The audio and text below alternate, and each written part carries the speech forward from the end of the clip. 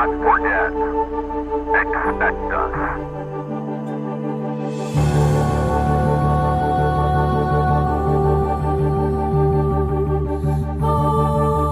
This is a message to all supporters, a message to all freedom fighters, to all dissenters, to all forgotten, a call to all intellectuals, to all journalists, a call to all freethinkers, a call for intelligence. This is a call to all poets, a call to the strong and the weak, a call to all young people, to the wise, to the astucious. We want you to join us. We are on the streets of Tokyo, in the skyscrapers of New York, in the lanes of Paris, in the cellars of Munich, on Moscow's icy places, on the cobbled streets of Dublin. This is a call to all people, to the youth. Join us in the fight for freedom of information. Search for us, and you will find us. We are among you. We are you. Everyone you speak with can be a member of Anonymous. We have no leaders, only an orientation. We have no targets, only results. You cannot stop us because we are an idea. We cannot be eliminated because we are invisible. If you try to mock us, we will mock ourselves. If you try to slander us, we will accept the defamation. We are the king's gestures with daggers. We are the dancing bear which tears to pieces the laughing mob. We are anonymous. We are legion. We do not forgive. We do not forget. Expect us, just as we expect you.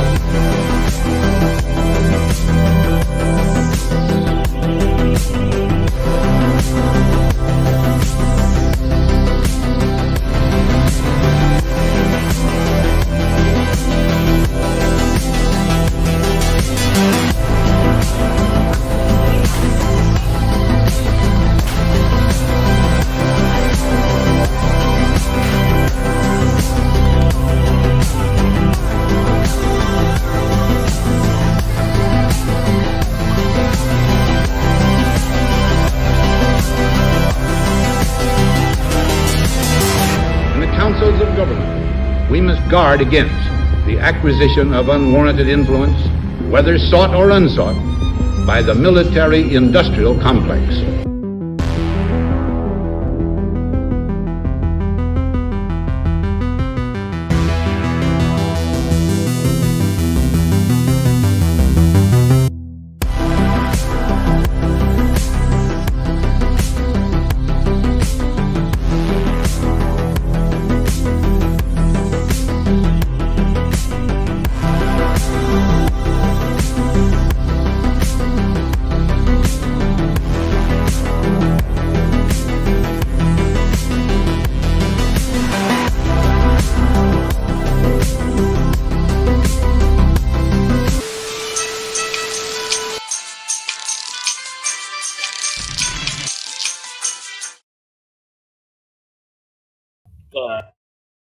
And Welcome to Anonymous Bites Back, episode 190. I am back. And so is our panel. Tonight we will be talking about a lot of stuff. We'll be talking about justice for Josiah, along with some stuff that has been going on in the world. Some of it relevant, some of the stuff you probably never even heard of. But with that, I'll let our guests talk about what is going on for Justice with Josiah and fill you in on the whole intro to what's going on. Hello? hello.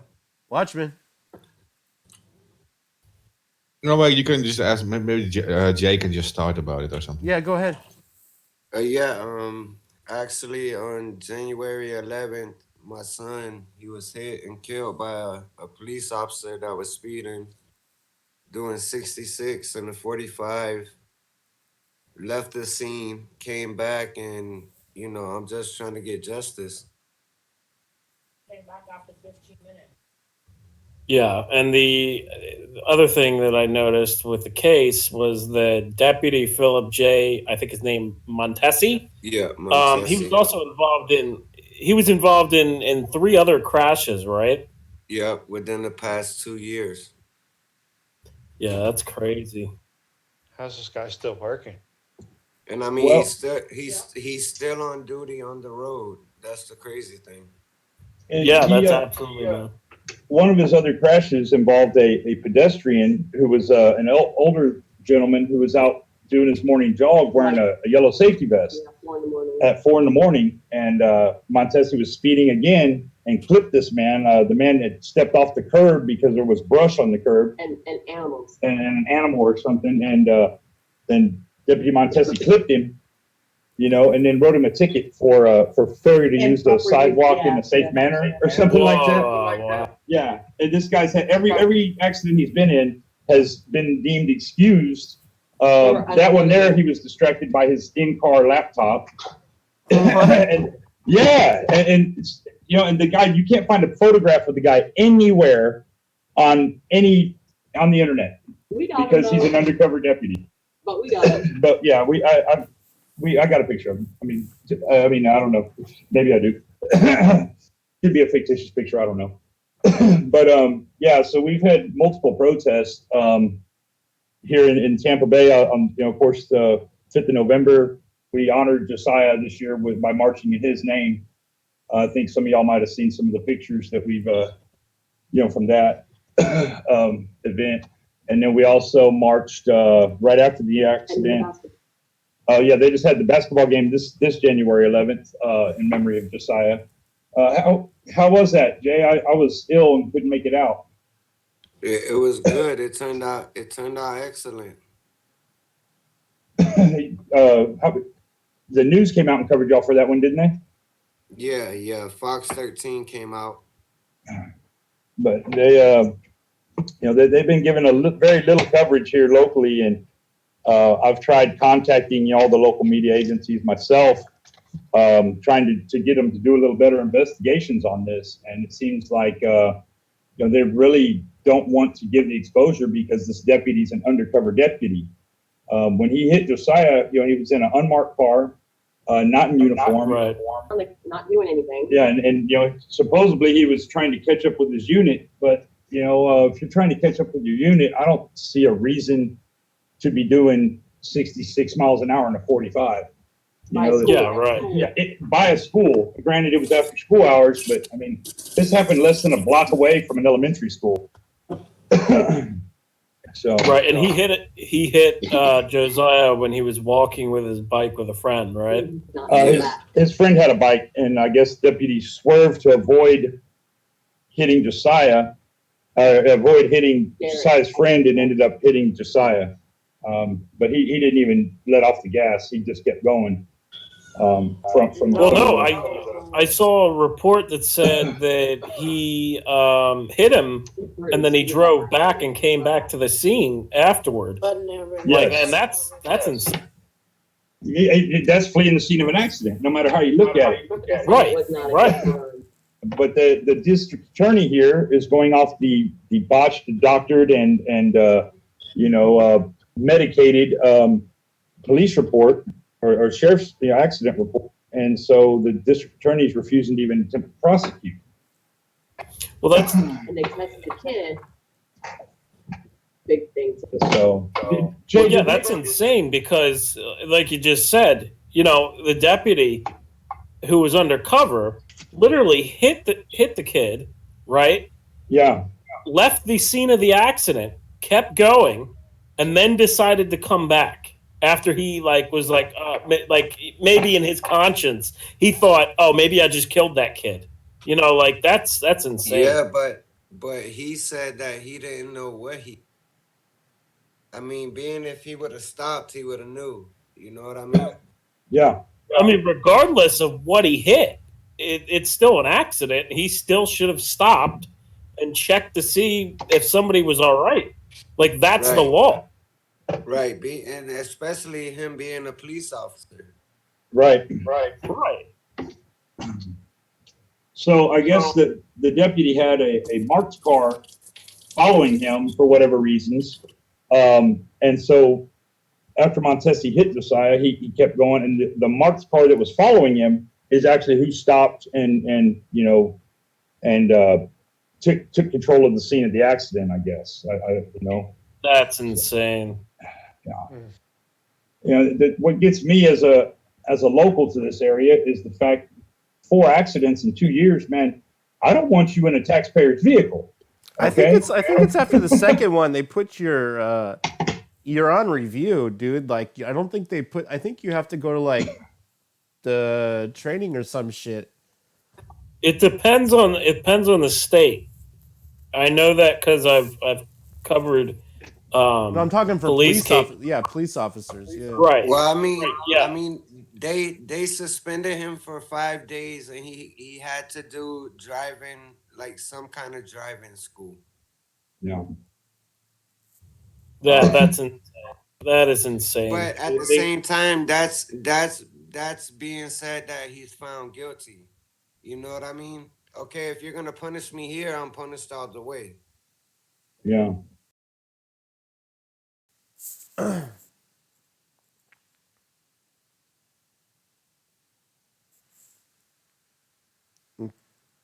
Did we lose everybody? Oh no, they're still here. Hello? Hello? Hello? I can't hear anybody.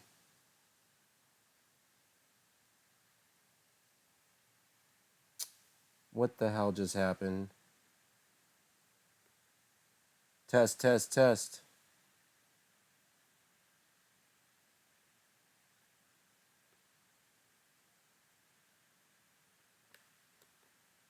Oh, fuck.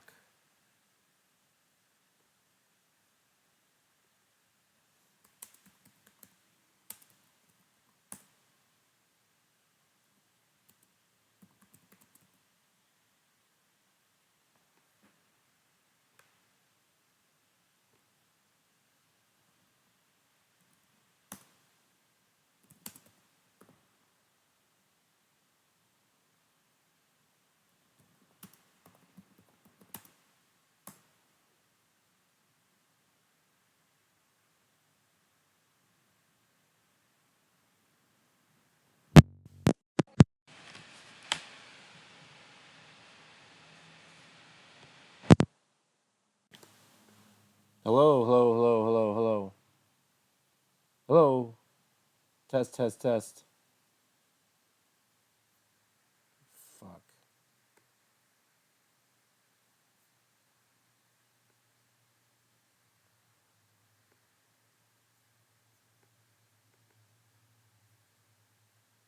Test, test, test, test.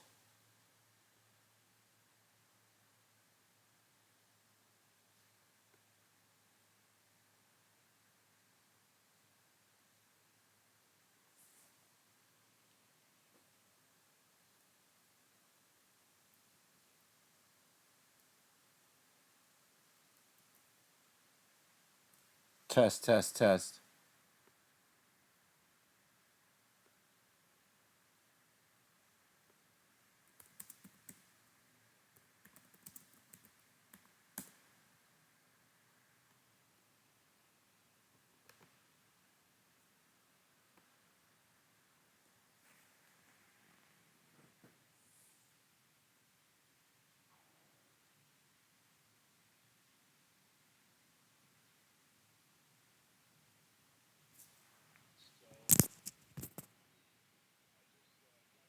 Hey guys, can you hear me? I have to restart my laptop. I lost the audio, 100%.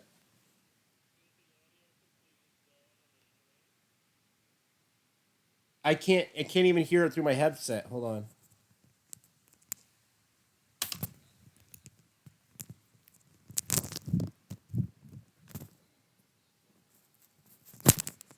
Hello.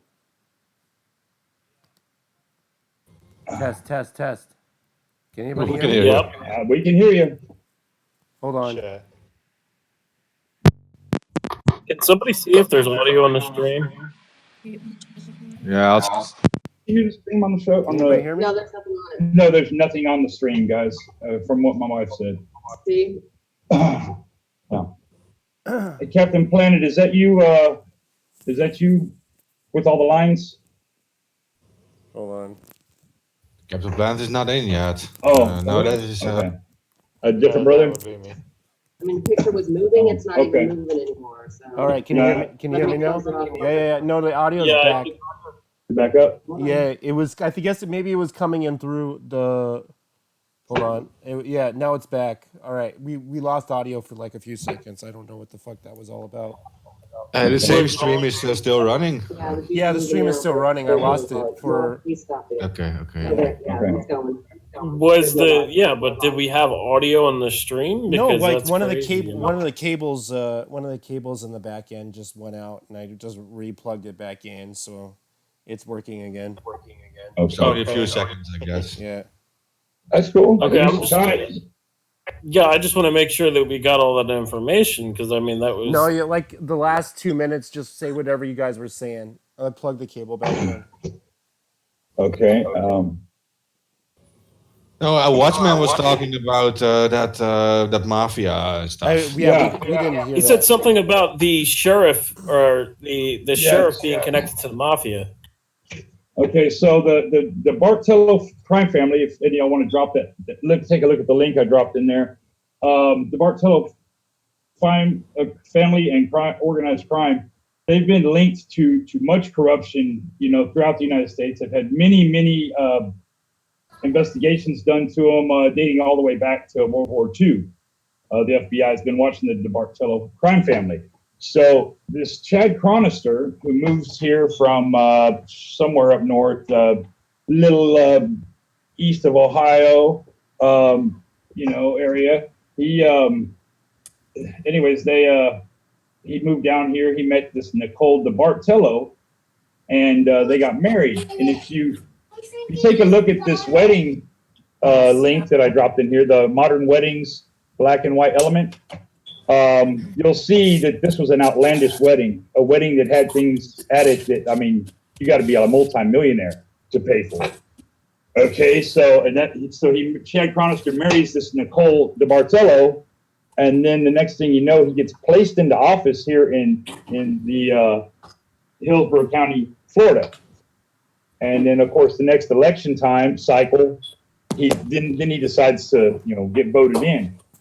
So it's been brought to my attention that less than a mile away from the scene of the accident, actually 2 miles away from the scene of the accident, is the Bartello's office here in Tampa.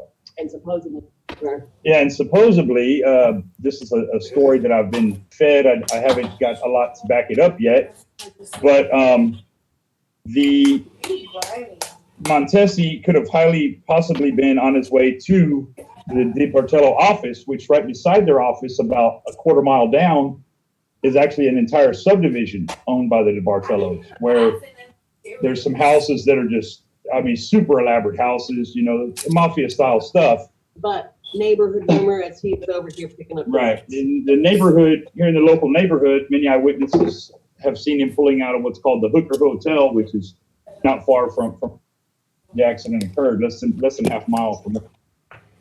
And for him to leave the parking lot of the hotel, it is highly possible in the car he was driving that he got up to 66 miles an hour trying to beat the red light that he ran when he hit Josiah. Now, the sheriff's department, the police reports say he didn't run a red light, but yet they refuse to bring forth the discovery evidence that has been asked for. So this whole year has been pretty much a waiting game. Jay, is it cool if I mentioned yesterday? Yeah. Okay. Go ahead. Yesterday they had a hearing, and this was, I guess, not the very first hearing, but it's like the first evidence hearing for the wrongful death. And the Hillsborough County Sheriff's Department motioned for dismissal. And the judge, very luckily, very graciously, in my opinion, because most of the judges are corrupt and back up their counterparts. But this judge said he had read all the information 3 times, and he said, "No way will he give a dismissal to this case." So that's a good good for the case itself. And I guess now the Sheriff's Department has 20 days to come forth with discovery for the case, which they've been trying to fight that the entire step of the way. That's the summary of what we have. My digging is going to continue because some other information that I've been fed from the same source who's given me these other articles is really tying the DeBartolo crime family into, I really hate to go this way, but to the Epstein banking situation and finance situation. I have some of this posted in the Josiah server, some of these links. I haven't been able to dig through them all by myself as of late because it's a lot of information to dig through. And I've also been sick for the past month, a little better probably. Slow down. Wait. Just to clarify that, clarify that you're saying that the DeBartolo office links back to the Epstein case. Is that what you're saying? It links back to Epstein finances and banking because the DeBartolos are very involved in the banking situations here locally. Yeah, if you hit either of the links that I dropped in chat here, you'll be able to see a briefing of what I'm describing to you. You can just scan through it and pick out names. It's really heavy duty stuff, man. Also a book called Cigar City Mafia, which is about the Tampa area organized crime, Ybor City area. That also will link back to many of the surnames mentioned in that book are high-ranking sheriff's deputies, long-time sheriff's deputies. So it gets really deep and big, and I hate to sound like I'm coming up here with, it points to evidence. No, but it links to all these other things, showing, and it's so much information that, I kind of feel buried in some of the stuff that I've been fed, to be honest with you guys. And I do have that stuff up on the server. Any of y'all are invited. I've sent a few links out. Any of y'all are welcome to dig through some of the stuff, man. So, well, I feel like I'm hogging the show now. It's not even on. Talk, man, talk. Well, that's the summary that I can give you. I do know that we would like to, I think the community is trying to come together to figure out another protest. I myself would say, what? Jay, is it cool if we mention the piece of paper that they sent you, sir? Yeah. All right. So evidently, the mother and father of Josiah have both been issued restraining orders by the sheriff's department. That's insane. That's nuts. So not only does their deputy kill their kid, but then they issue a restraining order on them. Yeah. And here's the sad part. Let's say somebody stole something or assaulted Mr. Penner or his ex-wife. He couldn't even call the local sheriff's department to file a report. I mean, if that doesn't show you how corrupt this area is, I came from Texas, which is a very corrupt state, and I thought I'd seen the most corruption I could ever see. Florida blows Texas corruption out of the water. Texas Cuba. Looks like like a nunnery compared to the corruption here in Florida, man. It blows my mind, the things that I've seen here. So, but I myself am thinking a good rally, a good protest outside of the courthouse would be our next step, and I think that would be our most attention getter. So, stand out there with like 4 by 6 foot signs, and really, actually we have a banner that we used at the 5th of November that belongs to one of Jay's family members, and it's, what is that, 30 foot banner? Yeah, that's pretty good. I'll get y'all a picture of it if I can find it. Let's see here. Oh yeah, I think that's it right there. I'll drop that in chat. Yeah, this is us outside the county commissioner's office on November 5th. I know y'all can't see it on, the audience can't see it, but that's us out there. Nothing's playing on. Oh, nothing's playing on the stream, I'm being told. What do you mean? I can't connect to it at all at the moment. I get an error. Wow. Uh-oh, he's getting an error. Wow. Hold on. Sorry, I just figured I'd relay that. I don't want to, Let me see. Which stream, though? What I stream? was on Periscope? the ABB. Yeah. I was at the ABB main page. Okay. I mean, I don't have the app, but it's on. Yeah, she doesn't have the app. She's just watching the web browser on Periscope. It's working. So, It's working. I just heard oh, it's working? Okay. Work. Reload, maybe. Okay. It's working. Oh, it is? Okay. Good. It works here too on YouTube. Okay. Sorry about that. Nothing is happening. So, but anyways. On, what kind of support have you guys gotten? What kind of, even view have you guys gotten on, from the media? Because we haven't heard about this story really outside of, this circle, anonymous circles yourself. What has been your contact? What has been the media's involvement in it? Are they even covering the story, or they don't care, or they're on one side and they're not going to side with you no matter what? Right, pretty much. I mean, they don't care, but certain occasions we can get them out, but for the part, they could care less. Yeah, I myself have really been trying to do a push on it, but all the media, the only media in Tampa that even came out the 5th of November, even after I spoke with the attorney, was Ybor City Stogie, who he's a great guy, man. Oh, hold on. There we go. He comes out, at all our protests and gets pictures of us, and he treats us really right. And, in all his publishing he does for us, man. He really does. That's the only media help I've been able to get myself. And now I think we got a journalist that is going to help us. I hope. So, and, I asked Steve Grant a while back, and he sent me to somebody that helped with the video, the last video that we did. They actually did all the video work, and I'm sure he doesn't really want to be named. So, I'm not going to put him on blast because we're anonymous, and I think he totally intends to stay that way. Yeah, but much respect to our brother and his hashtag Diet Woke.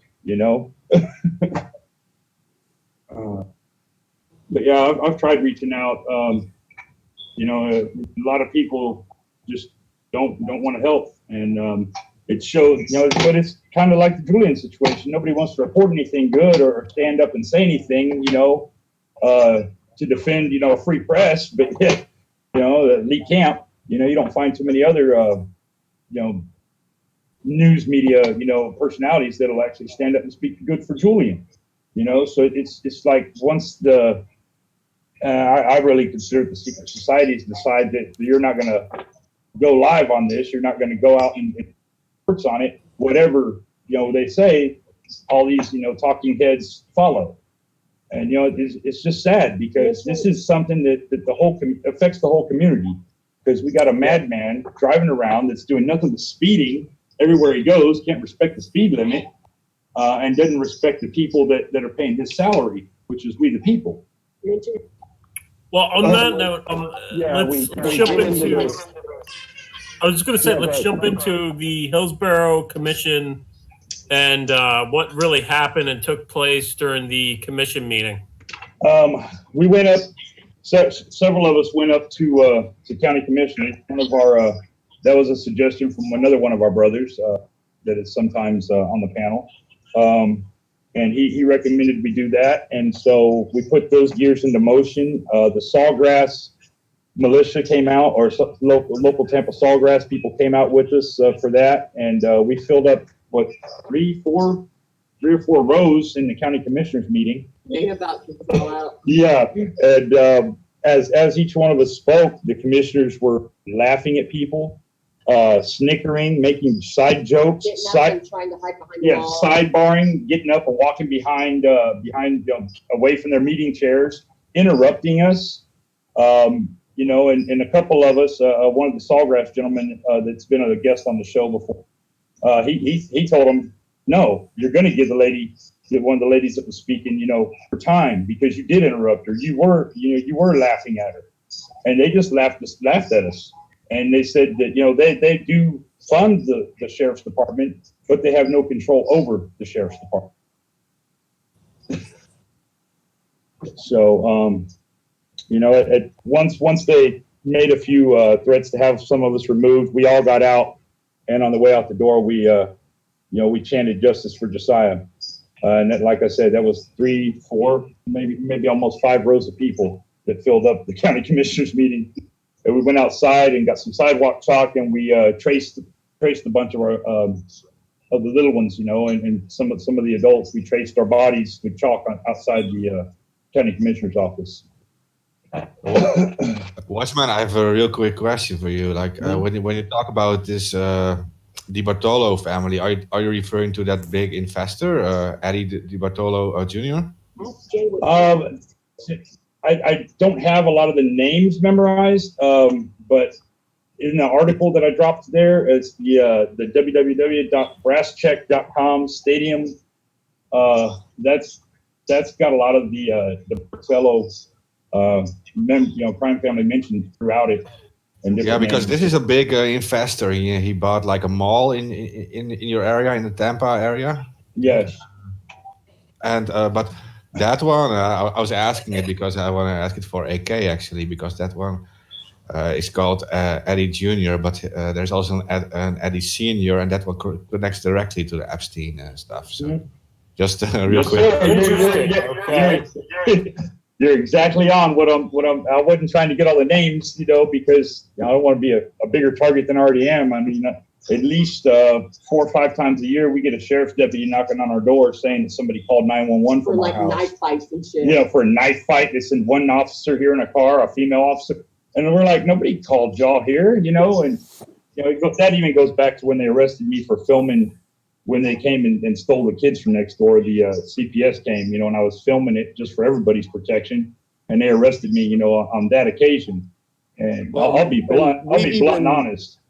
We've even seen them, use the illusion of something, of an incident happening to literally threaten people that are filming. The cops will show up at your house at 4 o'clock in the morning and literally tell you, oh, there wasn't a violent act here. Right? Good thing we were here. They'll drop those hints like, oh, there wasn't a stabbing, there wasn't a shooting. No, where they're literally threatening you with that act of violence. Yes. And, so because they arrested me for nonviolent resisting arrest, refused to allow me to present my video evidence that I did not come near the officer, even step on the same lot number as the officer was on. I'll be honest, that gave me a hard on for the sheriff to come in here. And I'll tell you what, it's not going to drop, because that costed me a week in jail, over $600 in fines, $600 to bail out. I missed the court date by like 30 minutes. And, you know, they had court. Said 9. Yeah, the paper said 9, but the court opened at like 8. And so, you know, I was there by 8:30. They'd already closed the court, and the court was locked up for the day by 8:30 in the morning. And I already had a warrant issued, and they issued a $100,000 warrant on me for a nonviolent resisting arrest misdemeanor. Tell your truth here. Next morning, they were here at my front door, 3 or 4 deputies to arrest me. You know, which in and of itself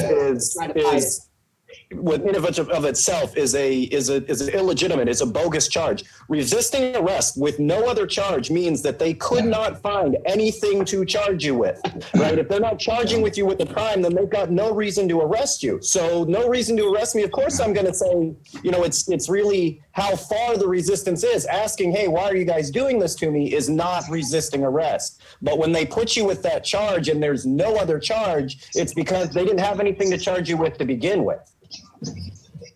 So after we started doing some of the protests, we probably have had since Josiah's passing, we have had at least 5 times deputies have been at our doors saying that there's been a 911 call from our location, but yet they never were able to, when you call the 911 dispatch number to find out about, you know, all these reports that have been filed to this location, they say no, it's not to your address. It's just in your area, because it's coming from a wireless number.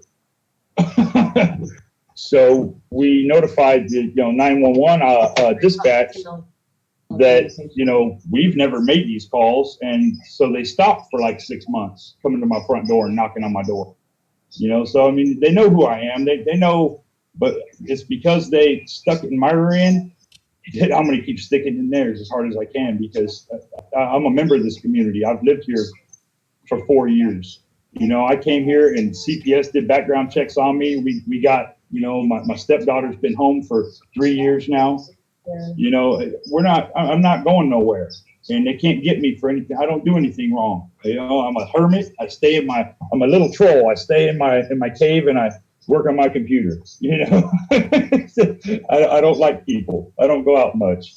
I do go out for, you know, protests and stuff, but man, yeah, once you step foot out your front door, you're free game to anybody, and it scares the shit out of me as a person. So, man, Jay, is there anything you that I missed or? Nah, you pretty much got it all. But how can the family help him? Yeah, how can we help your family, brother? The best. I mean, pray. Just pray for me, and pray that we get justice for him. For him and for your other children, brother. Yeah, for his brothers and sisters. Because you know, them having to grow up without their big brother, it brings tears to my eyes talking right now. It really does. I mean, they seen him laying there, so I know it's staying there. That's traumatizing.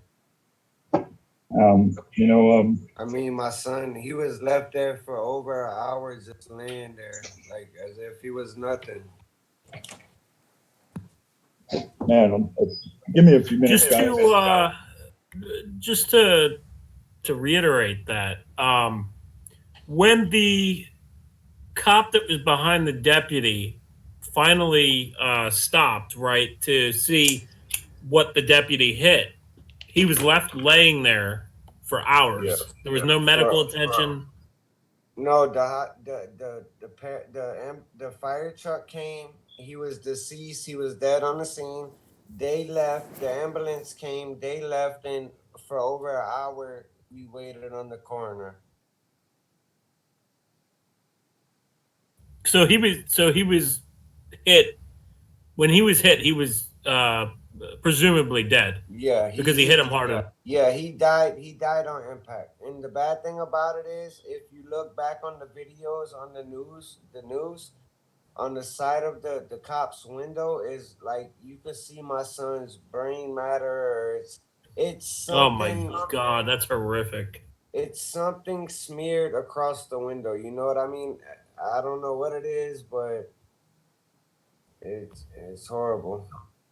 Yeah, man, that's horrific. Oh my God.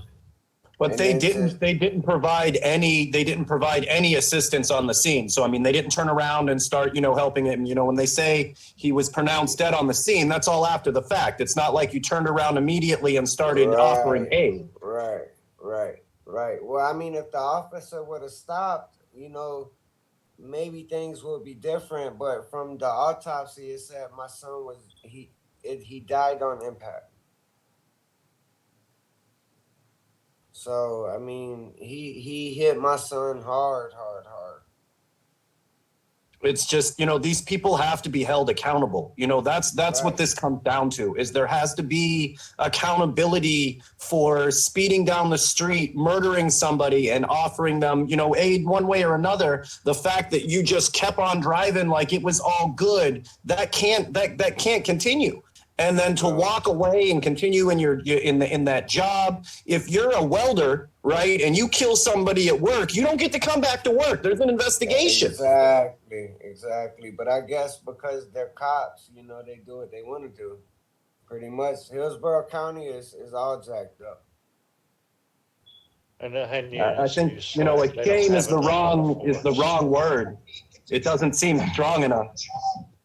And when we marched to the sheriff's department that night, when I got back here, y'all were on the air, and I jumped on, and thank y'all for that again. But we shut down the intersection where the highway passes over. We stopped in that intersection. We made a circle in the street, 400 protesters, and we shut it down. We stopped all traffic in all directions. Then when we got down to the Crystals, which is at a few blocks away from the sheriff's department, we also shut that intersection down.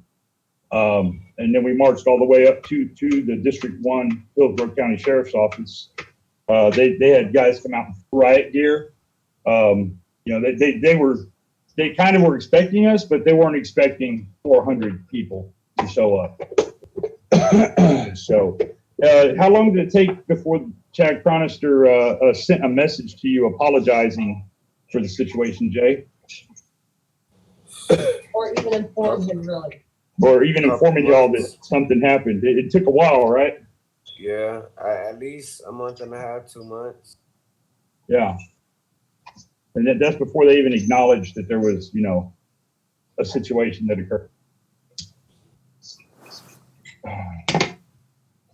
So it's been very traumatic, man. And, if it wasn't for some of the people that do show up and help at protests and stuff here, we wouldn't have as big of a voice as we've had. And I'm hoping we can strengthen that, especially, through the show here. And there's some other folks that are trying to help. It's just kind of hard, especially with the restraining order being issued to the mother and father of Josiah. That makes it even more difficult. AK, you are writing an article about this, right?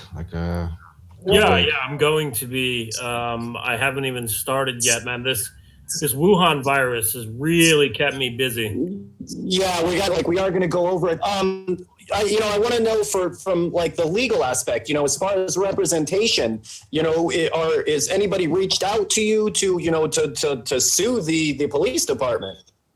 Yeah, actually, we have a lawsuit against the police, Montesi, Florida Department of Transportation, and the city of Tampa. Okay. That's a good point, Terrence Gibbs. I mean, that is a way to bring attention to it.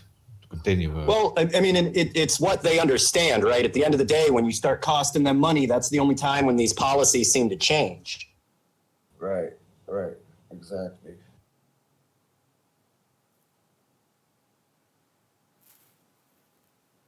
It's got to change sometime. Yeah, absolutely. This officer should have, or not officer, this deputy should have never been allowed to be back on the road. Exactly. And probably a month later, if that, he was back on the road. Right, right, yeah. And that's absolutely unacceptable. I mean, your son would still be alive today if he wasn't allowed to be on the road. It happened before with this guy, right? I mean, like Yeah. 8 times or something. 4 times. 4 times. It was a total of 4 times, right? Or is it 3 times and then this time? Oh, here's an interesting fact for any of y'all that have viewed the public police report. If you look at the insurance and you run the name on that insurance, it's actually the attorney. an attorney for the sheriff's department, not an actual insurance company, which I found very, very odd. And if any of y'all that are in the Josiah server have access to that. Also, I think it's on the video. Let me go get the video and drop that link in for this. But you know, it's just insane, man. I've never seen corruption that. I mean, you know, last year there were several other incidents here in the state of Florida. One county, I really can't recall which county it was, but the actual sheriff of that county was driving home from whatever, and he hit someone and killed them. And that sheriff was drug tested, alcohol tested on the scene. And that was the actual sheriff of whatever county that was. They didn't drug test Montesi. They didn't do an alcohol test on Montesi. I did the kid. But they did a blood test on Josiah. You know, trying to make him the bad guy. Wow. So those are issues that I can't let lie. As you know, I'm sorry, man. This is I'm not willing to allow this type of corruption in our community. You know, I'm not, and you know, I'm just I'm not even gonna. I got to stop for a minute, guys. It tears me up. It really does, man.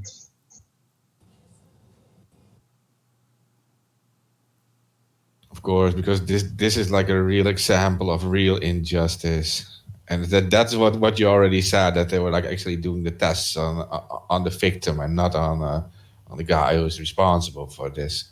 It already shows what happens if you put a lawyer there. It's like it needs more attention. I'm glad that AK will write like a big article about this, and I'll make sure that we push it on other sites and other places too, and then. I hope we can make like a big stir about this. In the video I just dropped there, that was just made and it's published on the 1-year anniversary, in the description you can find copies to everything, I believe. And if not, if anybody needs access to other documents, I'd be more than happy to give y'all access to the Josiah server, just so you know. And that goes for any anon that's listening. If you want to jump in and dig in and help on this, any way you can, you know, feel free to contact any of the panel, and you know they can get you access to some of the documents. Is that okay to say? I hope. Hey, how can people reach out to Jay? What's the best way to reach out? Just blessings and prayers. I mean, if they want to connect with you, Jay, like Facebook or yeah, I mean Facebook or you know my number, whatever. It doesn't matter. All right. I'll share y'all the link to the Josiah Pinner story. Yeah, you can also do that. Let's see here.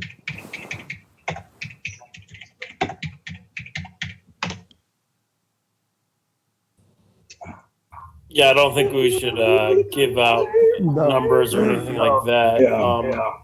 Just if somebody wants to get in contact with Jay, you know, you can go through the panel and watch or. Yeah, I'm usually available, gentlemen and audience. Yeah. Anybody can reach out to me. I try to respond to everybody. And here's a link to the story on Facebook, the Josiah Pinner story. There we go. Got that dropped in chat. So y'all are welcome to share that around. I know a lot of y'all are on the delete Facebook, and I support that. It's just I try to use the reach that, even though, Facebook does the Facebook beg now, $10, you can reach 982 people with your post. Hey, that page is also a way for people to contact, right? Yes. So, okay. And I thank y'all for allowing us to voice our views and our situation here in Tampa. I really do. Much respect, man.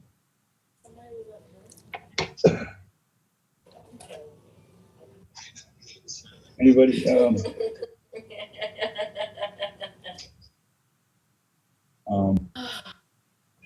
Jay, you got anything else you want to add, sir? No, sir. I just want to thank everybody for letting me share my story with them.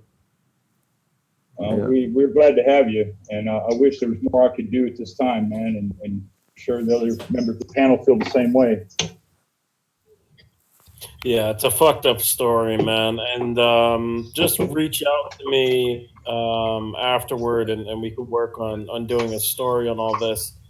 And that way I can get all the proper information, and we can actually get a real story out there. I know that maybe some of the media has done good stories on this, but most of the time, from what I see, when these types of events happen, there's like misinformation, and I want to make sure I get the facts direct. Exactly. Yeah, that'll be perfect. Yeah, I write for a independent alternative media, but I mean it still gets a decent share rate. I'll try to help boost that myself any way I can. So. Well, I mean, I have access to like all the alternative media. I mean, I can make a big blitz if I have to, Right. So we'll work. Are you good, Jay? You want to stay on for a bit, or you said you wanted to? I don't want to keep you up too late since you got an early day. Yeah, it's all right, man. If you gotta leave, it's perfectly fine. It's no disrespect from us.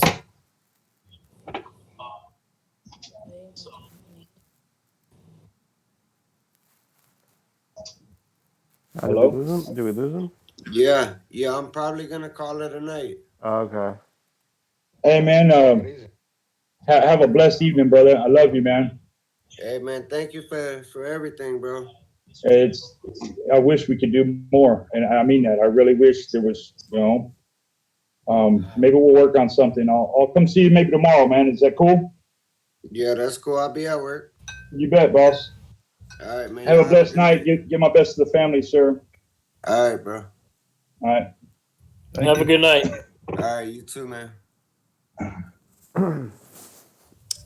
I do want to add to this, Watchman. You guys should come back on the show if there are updates about this and stuff. That we talk about this again, because that's the only thing they fear, right? Attention to this. If they're corrupt, Yes. they don't want our eyes on them, right? So they really don't. And I'm glad, and I thank y'all, man, for allowing us to voice this up here, because for a while I felt like a man in a cave with a megaphone that I wasn't getting nowhere with it, and I really think there's so many people I'd like to just thank already that have helped point me in the right direction. So I think you should just work with the AK to make like a huge article, so we can get all the information from that huge article and like spread parts of it like around and to other media. I would like to send a shout out to the Aegis Alliance. They also helped boost the video, and they also did an article on it. So much respect to the Aegis Alliance, and thank you for your support and your continued support in this situation. So, Jack, if you search for it, you see Kyle's article coming up pretty fast. So, yeah. That's good that he has good SEO for that. It's coming up before the mainstream media. On that note, I want to jump into the Wuhan virus. I'm getting updates constantly on Telegram. I'm a member of all these big news organizations.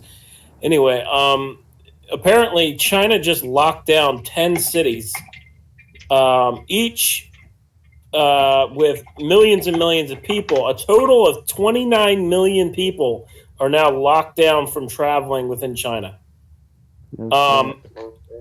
And the other thing is the U.S. State Department, which I said this a few days ago before they even released it.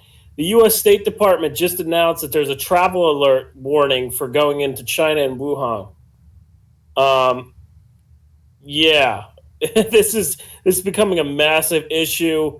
And the other thing that I wanted to just point out there is that the U.S. State Department just released information that I told, what was it, a few days ago? We said it on the Asia show. You remember that, Mark? Remember where I said that the U.S. State Department, there was a leak that I got from a source where they basically said that there's a travel alert to China and Wuhan?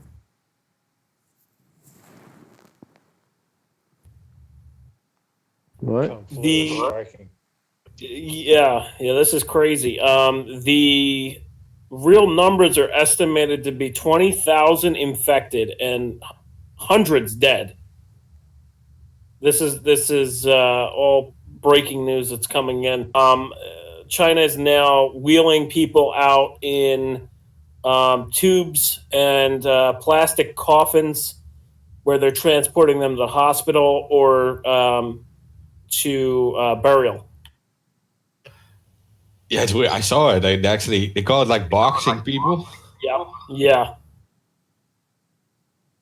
Weird. I've never seen him before. There was a guy was arriving like on an airport or something, and they boxed him. They put him like in some box, and they carry him away. Like the CDC has raised a level 3 alert. This is just coming in. CDC has raised the level 3 alert for Wuhan and China, recommending people to avoid China and Wuhan at all cost. Yeah, that's insanity. It says it's There's cases in Texas. There's cases in Texas, Washington. What's the other state? I can't remember. Miami. Jesus. Wow. Sounds like highly populated areas. Sounds like this is completely global very fast. Now, my wife found an article the other day about this actual virus has already been got a patent on it, like a few years back, maybe. Yeah, 2015. Yeah, right. I saw that. I'm not qualified to read it. I was waiting for somebody to get back to me on that. I reached out to somebody who knows all those patents and how that all works. And I was waiting to see if anything was suspicious on it. It looks like we lost Captain Plant. No. Well, where'd he go? I don't know. He said he was having laptop issues earlier. Oh. Okay. You know, the stocks for the pharmaceutical companies have risen like 4 times in the past couple hours. What? That's what my wife just informed me of. 36% in the last 2 hours. How could it go up? The stock market closed hours ago. I guess. Well, I mean, like aftermarket hours. Do they have aftermarket hours on that? Some stocks. Yeah. Some depends on. The last 12 hours they've risen. When she read the article, it had risen 36% in 12 hours for the big pharmaceutical companies. Was one of them. I haven't been watching the stocks. I've been lazy today. Well, it's Novavax. They went up in stocks after they said that they are working on a vaccine against this. Oh, yeah. So I kind of think if they got a patent on it, years back, they would already have a vaccine patented also. Well, the thing is with that patent, it's patent for a coronavirus, right? Okay. Coronaviruses are known. That coronaviruses are not new at all. Right. Coronaviruses are viruses that are passed from animals to humans. Really? It has happened in the past, right? Yeah, Ebola, avian flu, swine flu, all that Right, shit. right. So that patent really doesn't show much, and it kind of seems to me like whoever is spreading that patent around is kind of misleading the public on the fact that saying that, oh, this shows that the virus was manufactured. And the thing is, SARS, years ago in I think it was 2004, China found that 5 officials were responsible for spreading SARS, and it was accidental. It wasn't considered deliberate. But the thing is, yes, they do have these labs, and there is a lab in China where they were experimenting on kind of vaccinations, and it's a possibility that that's the true origin of this, right? But that patent doesn't show anything. That patent just shows that it's for a coronavirus. That's it. It doesn't show that it's for this specific coronavirus. So people are misleading people on that because it only shows a coronavirus, and coronaviruses existed way prior. You know, like Tyler just listed a whole bunch. Yeah. This is that 2015 patent, right? I'm talking about. Yeah. Yeah, because in 2015, the Germans and working with Erasmus Medical Center in Rotterdam, in my country, they made a vaccine against this virus, and had to do with they call it like the Ankara MERS coronavirus. It has to do with the Middle Eastern version. Right. Yeah. And that's the thing again. It's a coronavirus is not just what's happening now. No, there's been several diseases that have been crossing from species to species. It's just not common. But usually when you see stuff that's not common, you look into contaminated food sources, and that's usually how we see that. Not people messing around in the labs, but it's usually food sources are the main cause.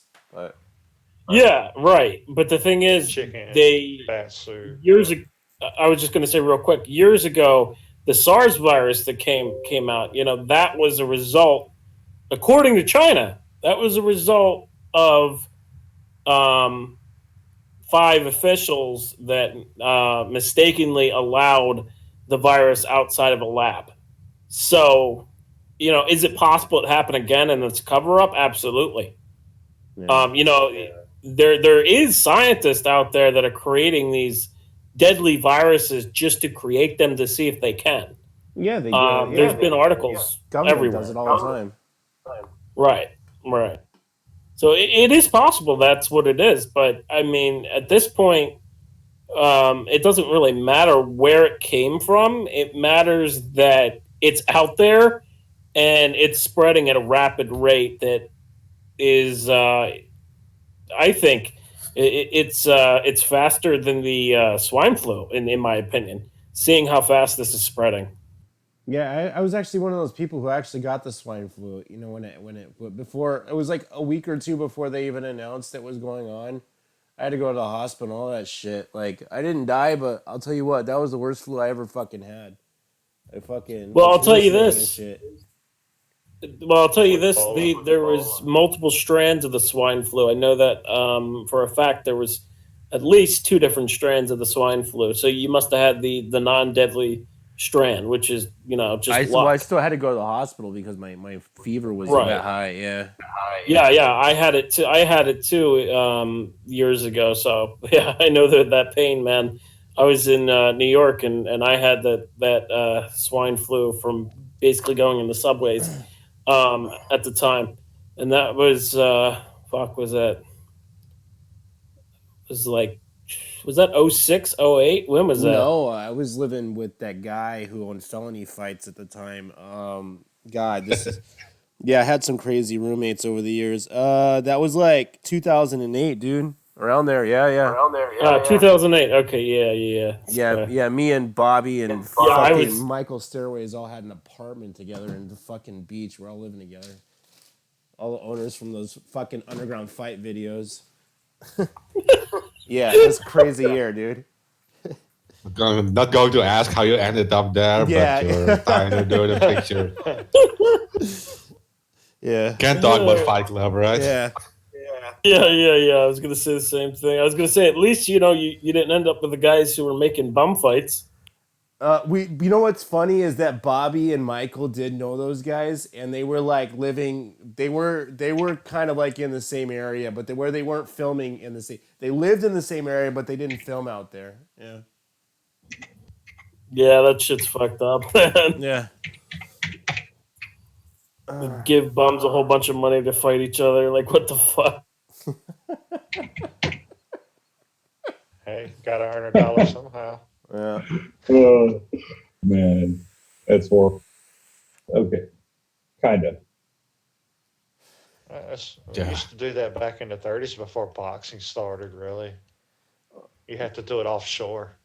Yeah, I don't know. Like when all those videos came out during that time, there was a lot of weird shit going around in underground videos. Like that was like the prime time of like what you could and couldn't show on DVD. It was a really weird era, but like right before streaming media was coming in and DVDs were kind of losing their value.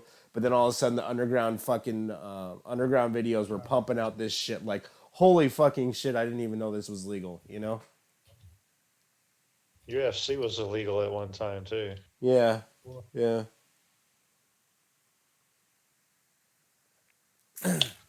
So, I mean, if this virus goes out of control, I mean, it's already. We're looking at mass casualties and possible a lot of deaths. I mean, that's scary as hell. It's a Black Plague Part 2. There was scientists that just said this is killing faster than the Spanish flu.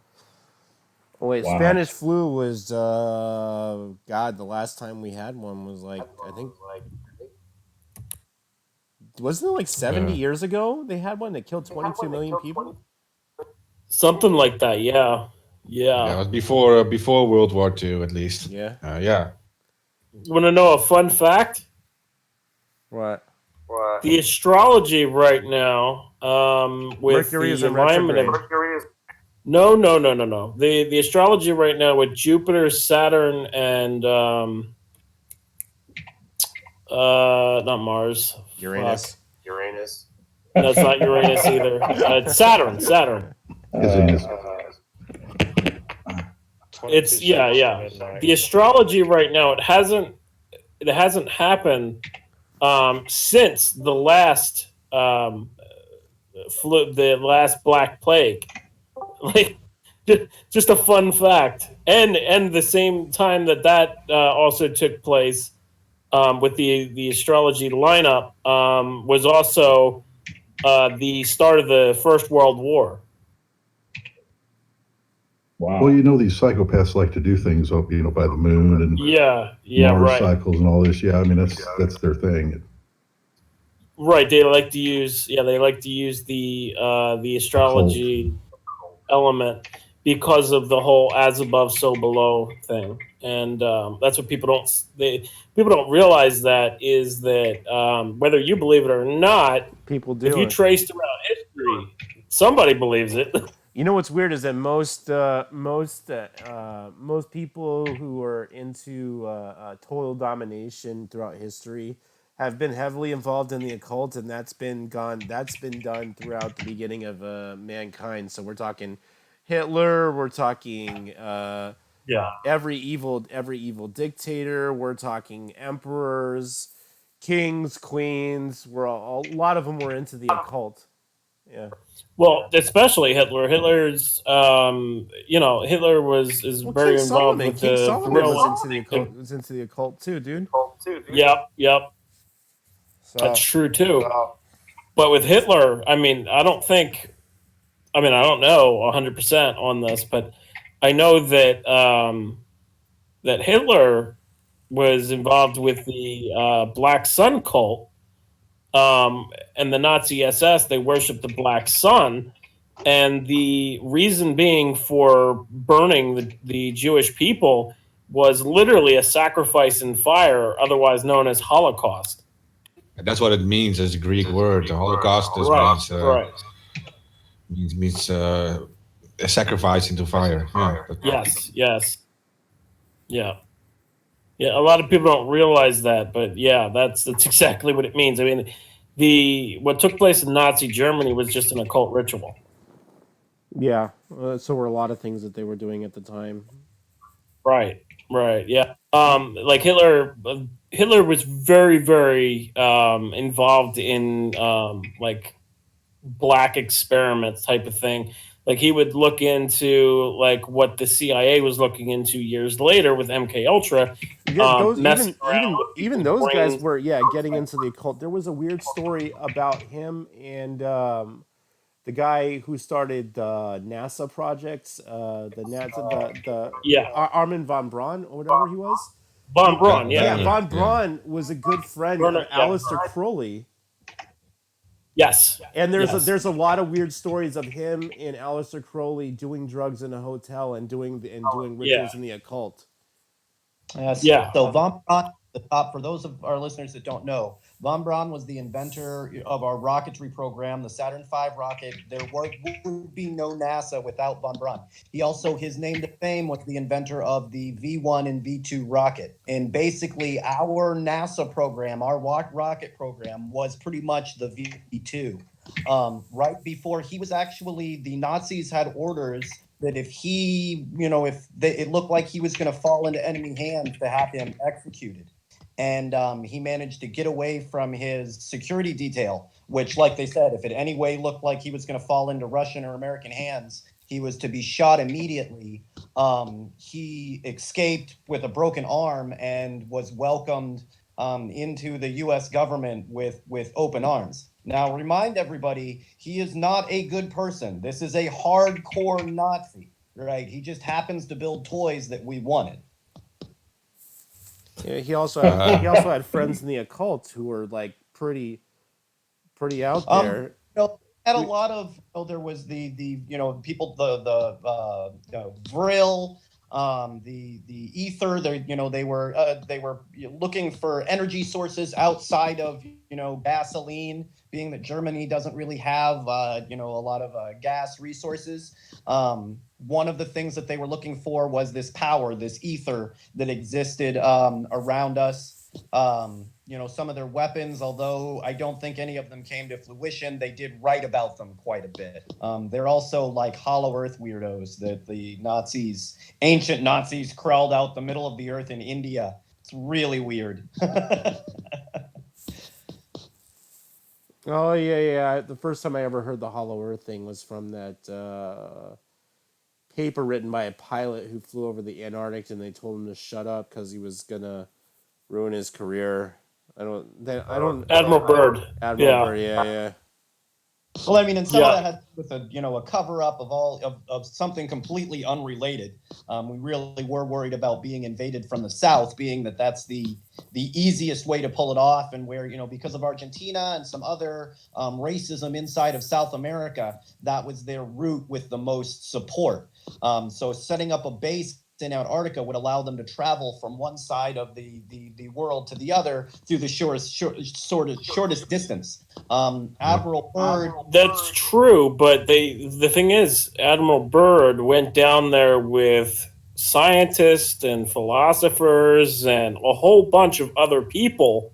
It doesn't make sense, man. And half of the U.S. Navy. Like there was covering up a couple of things that were going on there. I'm not discounting any of the research, any of the occult stuff that was going on there as well. But we did move like a huge amount of naval force down there, and we didn't want anyone to know about it. Now, whether that was a response or whether that was just a show of force, they weren't sure what was going to be down there. Also, or well within right. Yeah, they thought that the Nazis had went down there and made a base. That's true. Yeah, they definitely. Well, wait. No, they didn't. As far as I know, there's no proof that they found that the Nazis were in Antarctica. But except for flags. They did raise all the. No, well, they had like a race to like claim land on there, and the Nazis were a few of the first ones to drop flags from airplanes on Antarctica to claim the space. Okay, I didn't know that.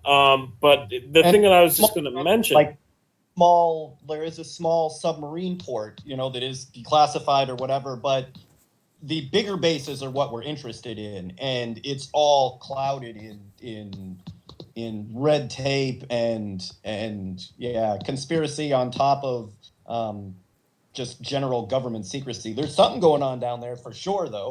yeah, the thing is, like, the old maps, like the Piri Reis and the Ironicus Finnegas maps, right?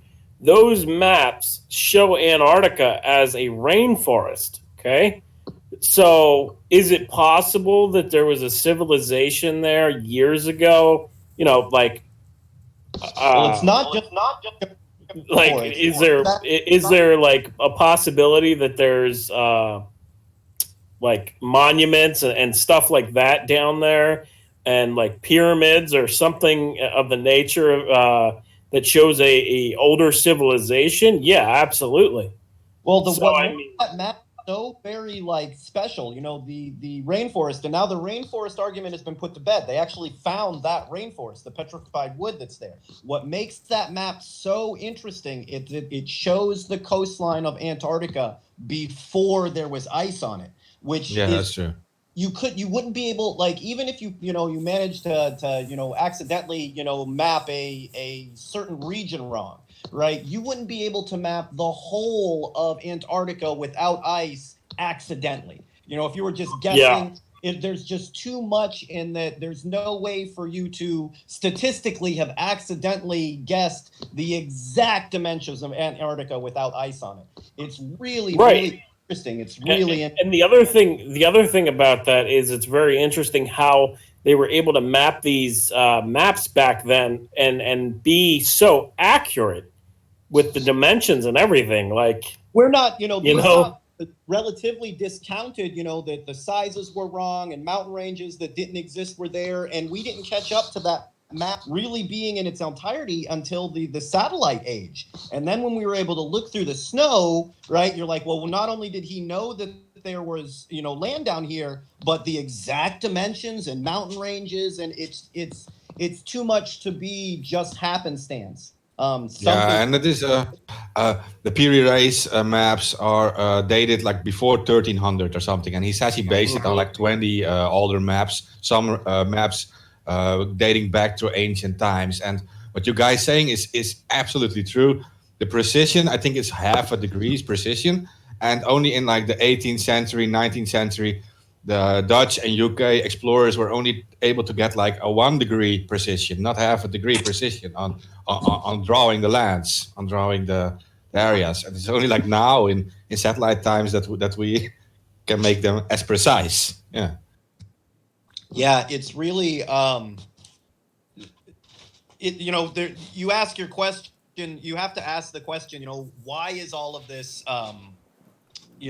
held secret? There's nothing, when you just look at it at the surface, there is nothing about Antarctica that should be super secret, that should be classified, right? It's just Antarctica. So you have to ask immediately, what are you trying to hide in this area that should be nothing but ice? There's nothing scientifically that should destroy humanity or culture or anything at knowing, at being able to fly from one side of Antarctica and map it. But if you try to fly a plane from one side of Antarctica to the other and map it, they arrest you. That doesn't make any sense. And arrest you as if you were, violating Area 51, any of the other ones, They will, if you try to do it anyway, they'll shoot you out of the sky. And maybe you should fly a drone. That should lead to that kind of response, unless you're hiding something. And now you can use drones. That's true. Like you can try it with drones. Yeah. If we ever got the support behind it, we will leave. We will leave as soon as possible, and I will fly a long-range drones over Antarctica. No problem. I know it costs like $10,000 to go with a Russian icebreaker to the region. Or maybe that was the North Pole. I'm not sure. When I was in Australia, right, you could get scientific. You could get jobs. In fact, there was plenty of them. They were always taking out ads in the paper. There was always, if you needed work, you could get on one of these scientific ships. and get back and forth to Antarctica. I think it's a month trip, there, 2 weeks there, 2 weeks back, and then a month on at the base that's there. But you can't leave a very, very, very, very specific area, and in some cases, you can't even leave the path because they're worried about you doing damage to the environment, or at least that's the story they're giving you. I agree, right? But you have to be extremely careful, being that the ecosystem that does exist is so very delicate. One small fuck up, right, could destroy the whole thing. There was in Russia, maybe 3 or 4 years ago, they did a big drill into the deepest under ice lake. This thing is massive and had been cut off from the world for millions of years. All the life in there was completely pristine, as if it was, evolving on its own for millions of years under the ice. And in drilling down, they dumped a bunch of fucking diesel fuel into the hole, and have destroyed, life forms that we probably didn't even know existed. So we have to be super careful when looking into the environment down there. Just something to keep in mind on one of the reasons you can't go off the path, but you can get down there. And with that, it's free. They pay you, so it's not like you have to pay to be on the icebreaker. You just sign. No, I was maybe confused with the North Pole then, because there are also you have to pay like big amounts to go on. Maybe that's for like food and all these things too. But yeah, still. I mean, there's nowhere in the world we can't get. I'd love to see what was going on in there. I've never gotten a good reason, the fact that, there may have been Nazis, there may have been, that may be one of the places, if anybody knows anything about UFOs, USOs, sorry. That's one of the hot spots for USOs. If there may be, whether it's large lava tubes, or whether there's, you could go into some other, more, what's the word I'm looking for? Off the like chosen path here. There's some other ways of travel that may be used, but all have to do with you traveling through the center of the earth. I don't want to go into teleportation or any of that stuff, but that is some of the things that people have discussed with USOs. And you pretty much can go in and out of certain spots in the earth, some in South America, some out in the Pacific, but they all seem to kind of coalesce down in the Antarctic, and that may be one of the places where you land and take off, or a junction of some sort. It's really, without going and seeing, it's hard to tell. I would love to see the Pink Lake. Well, there are 3 things suggesting that something is going on there, like in history, like where people made people so interested in the whole Hollow Earth thing and all these theories, is that one thing is then the military Operation High Jump, of course, where the U.S. military goes to there shortly after the end of the war, and that's saying we're there to see if they're like Nazi bases or whatever. And then you have the Admiral Byrd story, who of course says he flies over that's connected. Yeah, and he flies over the ice, and at some point he reaches Greenland again. There's Greenland somewhere there, and he says there are all kind of animals, and there's like an entrance in it. So those are 2 main things. But then there is also the story of all the U-boats disappearing after. When the war is ending, a lot of German U-boats disappear, and there's like a big suggestion that many of them actually went there, because there is a message from the Waffen-SS, which is like the German elite soldiers, and they actually messaged Hitler at some point. I think it was 1942 somewhere. They messaged him and they say they built a Shangri-La for him. That means an untakeable fortress. They built this for him. No one knows where this untakeable fortress was, but they did send this message out. That's like it's in the historic records that they actually sent this message. So they say they made a Shangri-La for him. And then there is a lot of U-boats disappearing. Some arriving years later in like Argentina and stuff. Argentina. Yes, yeah, sir. but a lot are under Gister. They never returned, so no one really knows where they went. The rat line. And I think a lot of Nazis to Argentina. There was. I met in my travels. I met a guy that worked in a bar in Argentina. Can you picture of the banner? Freaked by he was like in my Facebook. Which is why they hired him at the bar, traveling, whatever. And he said that it was a nonstop, flow of Nazis, and some of them, they're well-known Nazis, that came in there and spoke. Even for working there, I guess he was threatened, that if you ever talk about this, we'll find you and take care of you, kind of thing. And he told me unequivocally that Hitler was there and did frequent that bar. So take it with a grain of salt. He's dead now, right? But there was no reason for this guy to lie to me. He wasn't into telling stories. He told it to me in pretty much confidence. But he said unequivocally that Hitler came in there and drank at this bar, and in the area it was relatively well known that was him. Yeah. No, you're saying this is in Argentina? Yeah. And keep in mind that the FBI was still searching for him in 1948, and they were saying we probably think he's in that area. Well, JFK actually ordered the search for Hitler. Even years later, that's crazy. If you guys look, there was experiments that they were doing. People don't always realize the connection between South America, between Argentina. They actually had a large research connection with Argentina, where they were doing all of the twins research. So the Nazis were obsessed with twins, obsessed. And they were doing research in this little area in Argentina, and this place literally has 300% of the normal population of twins. And the reason that is because of the research that they were doing there, which was also one of the reasons that these Nazi officials, no matter how high-ranking or whether you believe that one of them was Hitler or not, the reason they were able to do that was because of their connection with the government and making, that still exists today, these big German-only, Nazi-only haciendas that they have in Argentina. They still exist. And one of those haciendas was where this guy worked, But everybody that's there knows that these were Nazis. A lot of the people that are in the surrounding towns are descendants of these Nazis, which is why you don't really hear about it. But the research on twins, that was the epicenter for their research on twins. And they bred, so that gene is so much more prevalent in that one little area.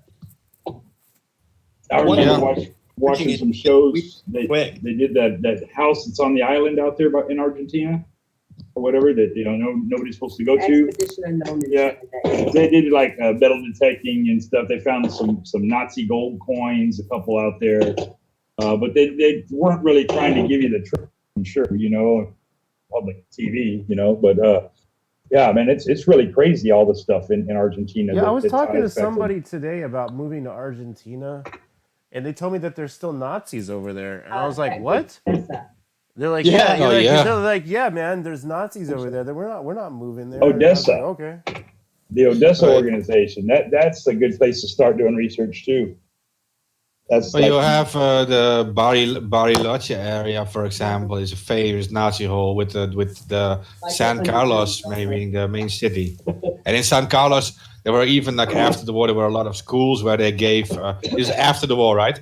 And in San Carlos, some schools they gave Mein Kampf as a school book. It was you had to learn Mein Kampf. Well, I guess there's still people that are actively, practicing Nazism out there because of. Apparently it's still going on. Well, if you imagine when they were going, we were talking about Werner von Braun. When they were doing things like Operation Paperclip, the reason that places like Argentina, where these Nazis were seen to disappear to or allowed to exist without the FBI or anybody coming and knocking, is because for us getting these Nazis in Operation Paperclip, they made deals that this person is allowed to live the rest of their life in Argentina or whatever, and I'll give you my Nazi research on chemical weapons or whatever. They made deals with the government. In some cases, when it has to do with the FBI, they imported Nazis that were in special operations, that were in intelligence, into our FBI. Told those Nazis to go and find other Nazis, and then are completely surprised that they do it. Yeah, but also keep in mind that the Argentinian president back then was Juan Perón, and Perón was openly a Nazi friend. He was the president, and they were friends of the Nazis, that the country. And it is said that in historic records that he created 10,000 passports for German Nazis. He gave there were at least it's confirmed that there were 10,000 passports given to Nazis. It could be a lot more, of course, but that's at least what is confirmed. So the Vatican provided protection and passage for many of them. If research I've done, the Red Cross too. The Red Cross too. Yes. Many people don't know it, but a lot of money and a lot of passports were given by the Red Cross. It's from Switzerland to the Nazis. Now, my personal view is many people think we won World War II, but if you look around today at Boss Hugo, who used to make Nazi uniforms using slave labor, who's still in existence and still, well, I guess they're still floating. I don't own any Boss Hugo stuff, but or Nestle Corporation, which was a Nazi Bayer, Monsanto. Monsanto, Bayer, yes, sir. I don't think we won because look how big of a share of the market Bayer and Monsanto have. Xerox is another one. So when you hear people talk about the Enigma machine, that was your buddies at Xerox. Yep.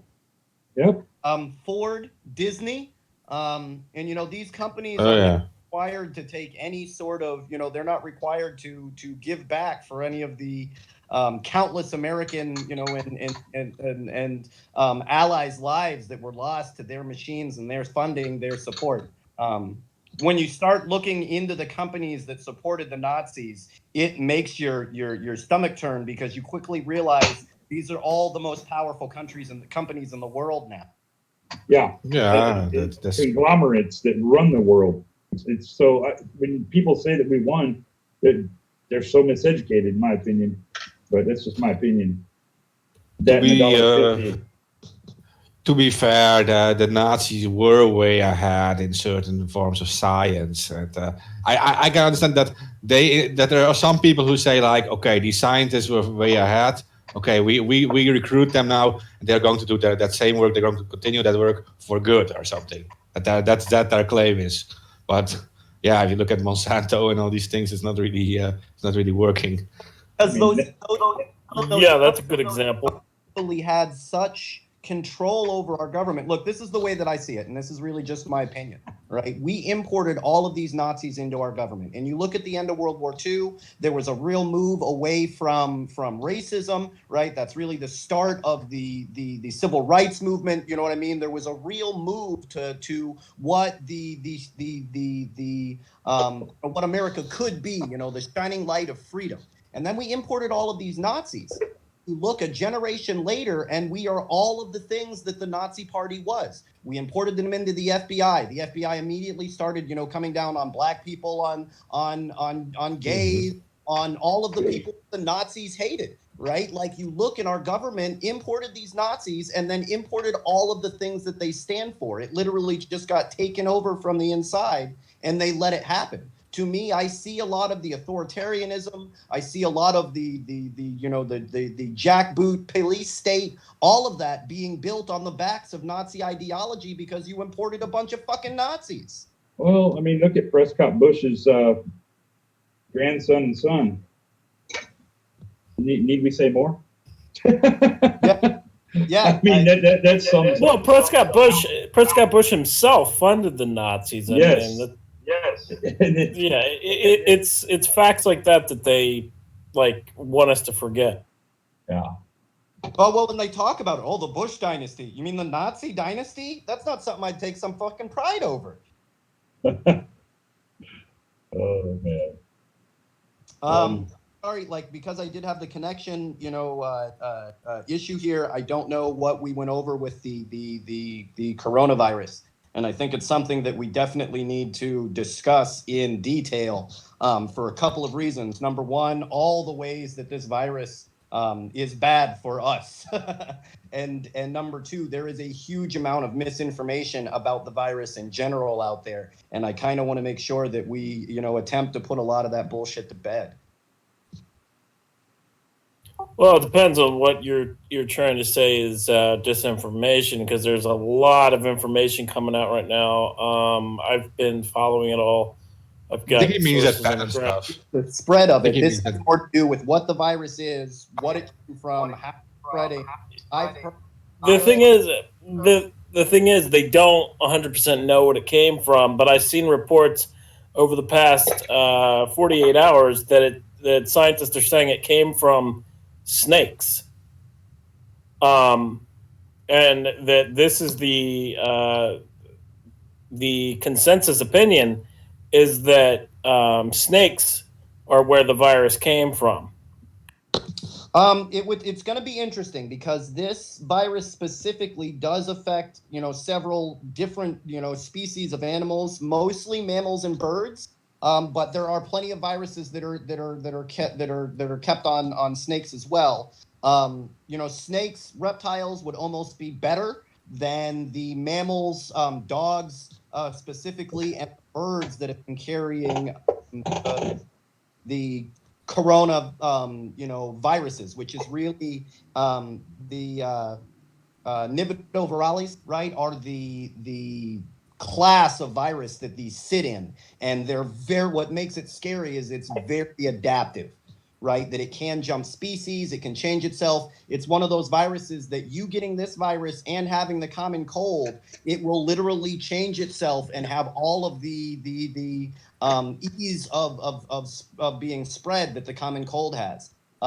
It's a very dangerous virus. Its spread is what concerns me, and the opportunity for, I'm just going to say, the opportunity for the Chinese government to try to use it as if they're not already doing it, and we have strong evidence that they are, try to use it as a bioweapon against the protests in Hong Kong.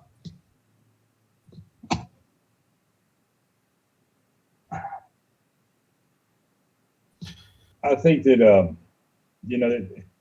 a lot of the timing of it popping up might have a lot to do with some of the protests that, have been in the very, recent news and stuff also. I don't know, but I'm a conspiracy researcher. A month ago, we started calls out that the doctors in Hong Kong were seeing a new virus and that they were asking for aid from the international community. That story was squashed. You couldn't get it out. No fucking way. We have videos of the doctors pleading for help, saying, hey, we've got a virus here we haven't seen before, the works. And it was ignored to the point where it's done on. Now, we have to be clear. We're not saying that the Chinese government engineered this virus. What we're saying is they were trying to set up a situation where they think we can quarantine the area and just wait for everybody to get sick. Think of it more like them sending smallpox viruses, blankets to indigenous communities, where you're using the natural virus, right, to your government's benefit. You're going to kill off everybody that's opposing you, and you can move in and take their shit. That's what we're saying was done here. Yeah, or just make them scared enough to ask for your help, right? I mean, yeah, you can several different ways, but the fact that you're using a virus that is going to get out of control from you, right? And it probably already has. If they would have sent in a team right away, international response right away to nip this in the bud, some quarantine, they would have had months month ahead of time to figure it out, to make sure it doesn't spread. But in trying to get protesters sick, you caused it to be spread around the world. And because of the virus, having 17 people being infected, by the time someone is infected and showing signs, it's already too late. They've spread it to everybody that they've came in contact with. Stopping people at borders and checking their temperature is great for making the people on the plane feel better, but many of them could be carriers and not be showing symptoms yet. That's normal for viruses. In tau, it could be a completely different story. And because it's being spread at the same time by an animal, closing off people borders may not have any effect on it at all.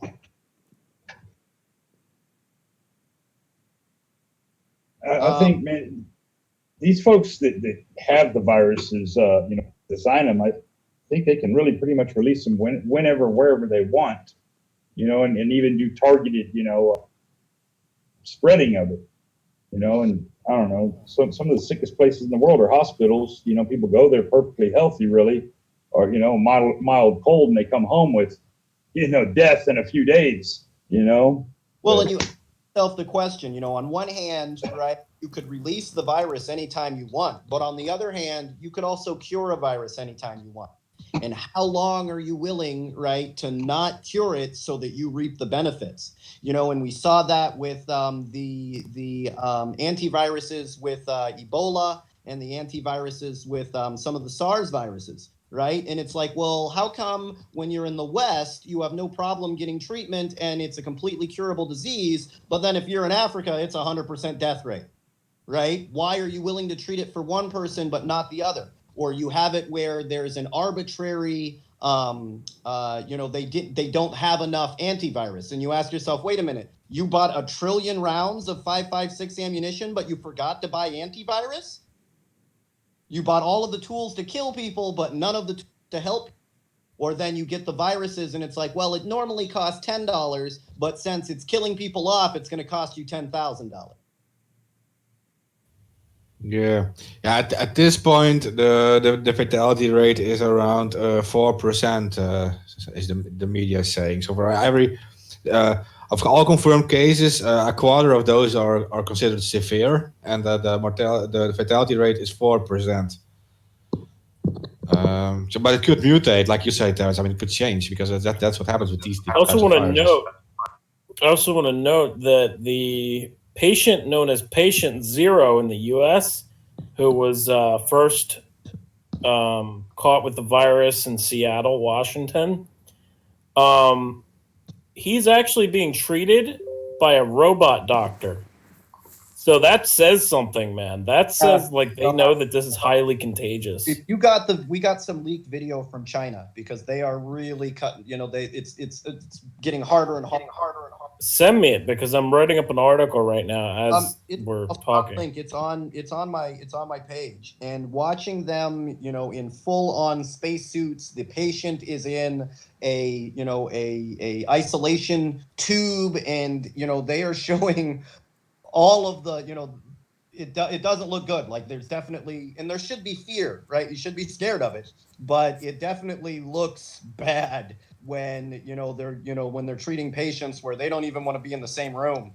Like we want to be several rooms away and treat a robot, which is, it's good to see that technology can be used to help each other. We want to see more robot doctors. It's just it's the response when you see everybody in the spacesuits, when you see them in the decontamination suits, and then on the other hand, having the media say nothing about it whatsoever does stress me out. Yeah, and what stresses me out too is that they're actually saying in these articles that it's not even clear exactly how it is spreading. And that is really weird. Like it has like a question: how does it spread? That's not entirely clear yet. Is that really the answer? Yeah, I mean, we know what the virus looks like. We know where it sits, but because it's an RNA virus and it's a really big virus, it's able to adapt and change its genetic code pretty easily, and receive new genetic code from other viruses pretty easily, which makes it just that much scarier. You don't want somebody with the cold, with Ebola, to come in contact with somebody that also has this virus. Yeah, and the fatality rate, like I said, is 4%, right?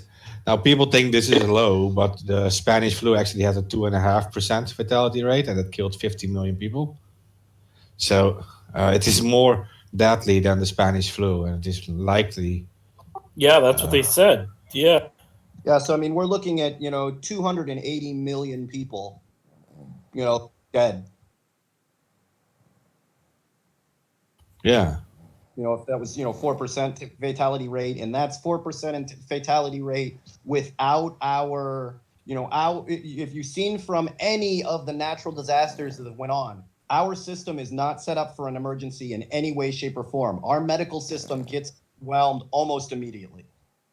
So, we would be lucky, our medical system would be lucky to be able to handle a 1% fatality rate. On top of the sickness that you get from bodies laying around, there's all sorts of other issues once the system breaks down. It could cause a much higher fatality rate in places that have even less stable medical systems, or already dealing with a huge problem. Like I said, somewhere that's already dealing with Ebola is not going to be able to deal with this on top. Yeah. I'm trying to think, the reason that it's called the coronavirus, corona in Latin meaning like halo, is because of what the virus itself, the cell, looks like. And it's got a little, halos with these little bubbles around it. It's a really interesting looking virus, and it's big as far as viruses go. 26 to 32 kilobases, which is massive.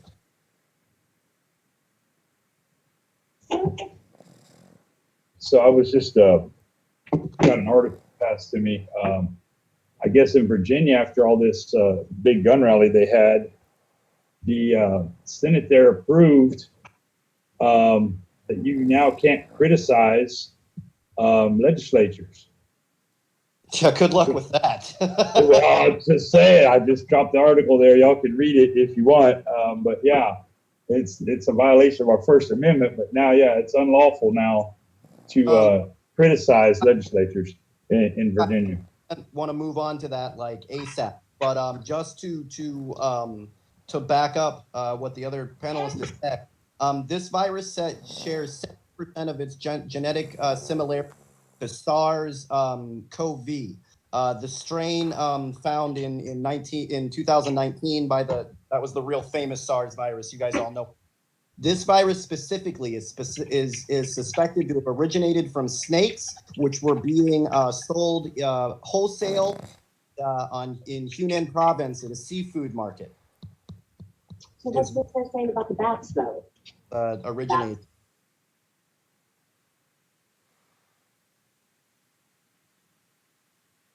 I was looking at a picture of that SARS virus. Actually, you gave a good idea of checking out how these fires actually look, but they do actually look beautiful on pictures. Yeah. They really do. They do. My wife agrees, Mark. Moving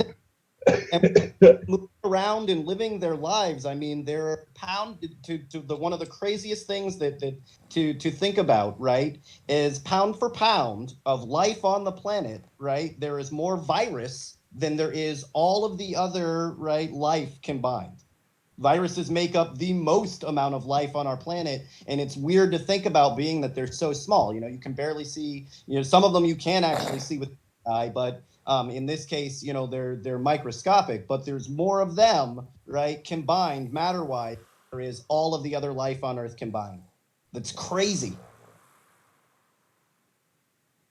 Definitely a formidable opponent.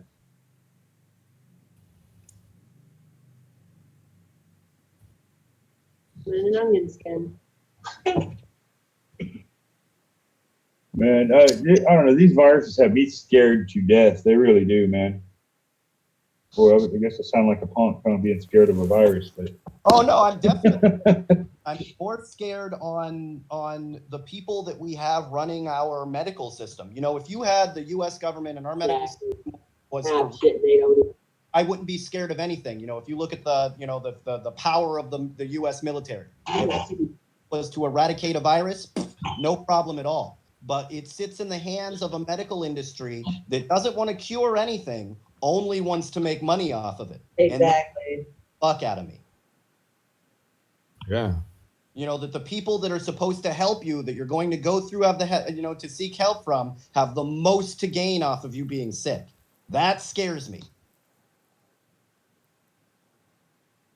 I think it scares a lot of us, man. What am I supposed to do? Having a kid in a public school scares me, because the transmission of, illnesses anyways. Then being that I'm environmentally friendly and don't drive, I'll try to ride public transportation on my bike. Public transportation's filthy place. That you pick up all kind of illnesses too. Yeah, and what am I? It's part of the cost of being an environmentalist, right? And what am I do? Go to Bear Monsanto for a cure? Bear Monsanto for a fucking cure. The people that are literally poisoning the entire planet. That's who I'm supposed to go to get help if we get attacked by a virus? Right? Yeah, not going to come out to our benefit. And holy fuck, is it Colloidal silver. Yeah, colloidal silver, I think, kind of helps build our immune system to some of these viruses. Don't ever, no. Don't ever use. No? No. Colloidal silver accumulates into the bloodstream and into the skin. You'll end up with a condition like that blue. Really? If you keep on taking it. Yeah. There was a guy who kept on taking it for about a year, and now his skin is permanently blue.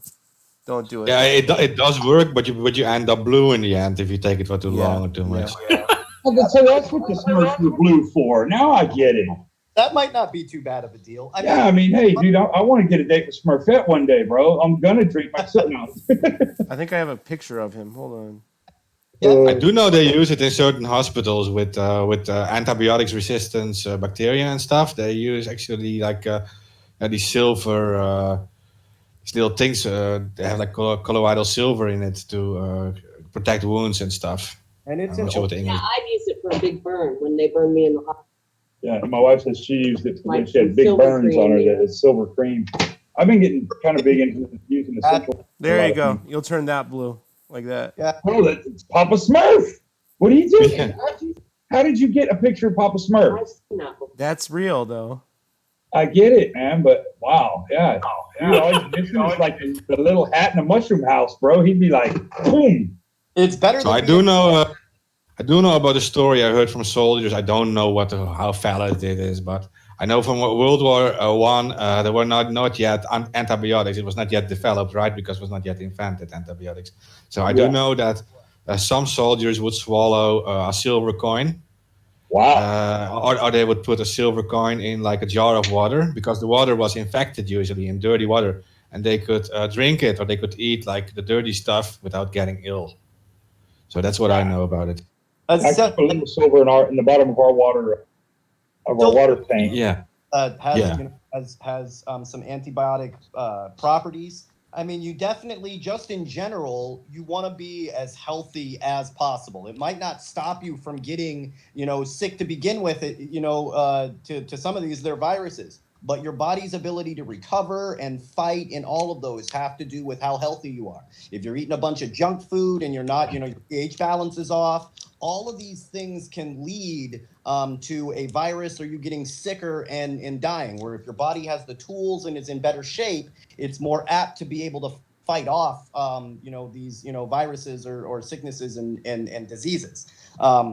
We have to kind of play both things, or we've got modern medicine, but then there's things that we can do in our normal life outside of that. They're old medicine, they're homeopathic medicines, all of those things to keep your body in the best shape to be able to fight them, which we have to do kind of at the same time. Well, Terrence, I don't want to sound like too conspiracy-like, but there must be a reason why these elites in long ago were eating with silver spoons and stuff, and they got much older than the normal people.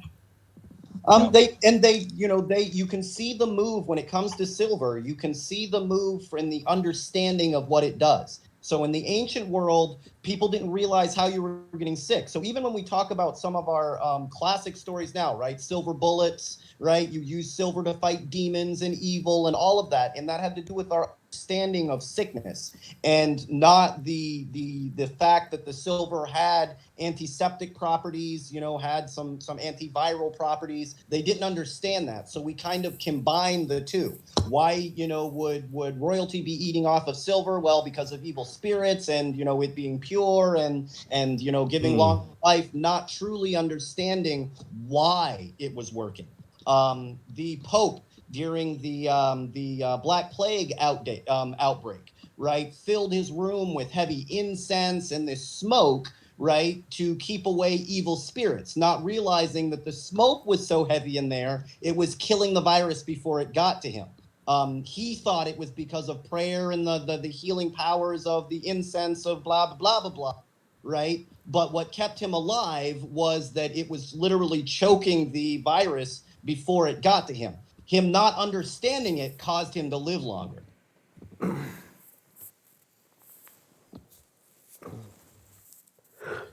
Kind of, the magic and science thing. There's no difference between a science that is so far in the future. To you, it looks like magic, right? Why does silver, cure certain diseases or keep people getting sick? It has to be magic. No, obviously. it has antimicrobial properties, but I'm telling you, you shouldn't be introducing metals or heavy metals into your bloodstream because they don't come out.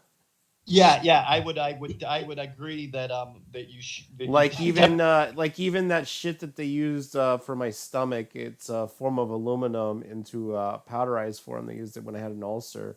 Like you can't use it for more than 5 doses. That's it. Antiseptic or antiviral is good for you, right? The reason that lead pipes, right, were made with lead in them was because of their antibiotic antiviral properties. It killed the shit that was in the water. You had less a chance of dying from those microbes as if you did the normal water. Fortunately, lead, the body processes lead as a nutrient and eventually starves the body of all of its nutrients, and you'll eventually die. Right, but being used for its for the fact that it kept you from getting sick at the moment doesn't mean that it's necessarily good for you. Like I said, antiseptic, antibiotic don't mean good for you. They just mean that it kills viruses, right? That it kills. Same with bleach. Bleach will kill everything. It'll even kill HIV, but you can't if you drink it. It'll kill you. Bleach, bro.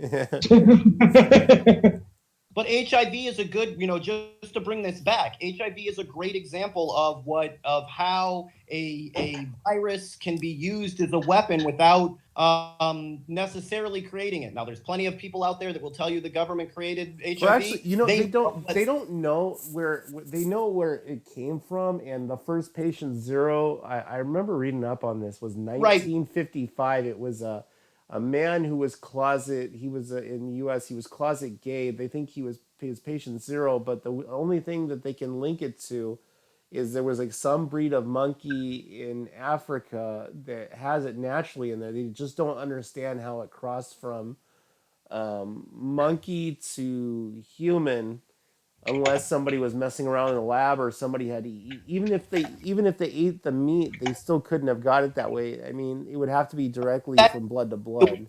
Attracted in conspiracy. What I'm saying here is response, right, is what turned it into being used as a weapon, right? They were hoping that it would only kill gays and black people, so they did nothing about it. And that's very similar to what we see them doing with the coronavirus. Well, we didn't know that people were dying of HIV up until like the early 80s.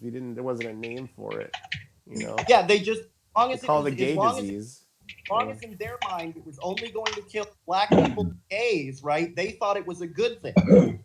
Government's mind, and I'm talking about China, if this is some of what's going on, in the government's mind, it's okay as long as it's from Hong Kong. And we'll see exactly like HIV, it won't stay put. Viruses don't care about your economic structure or current political goals.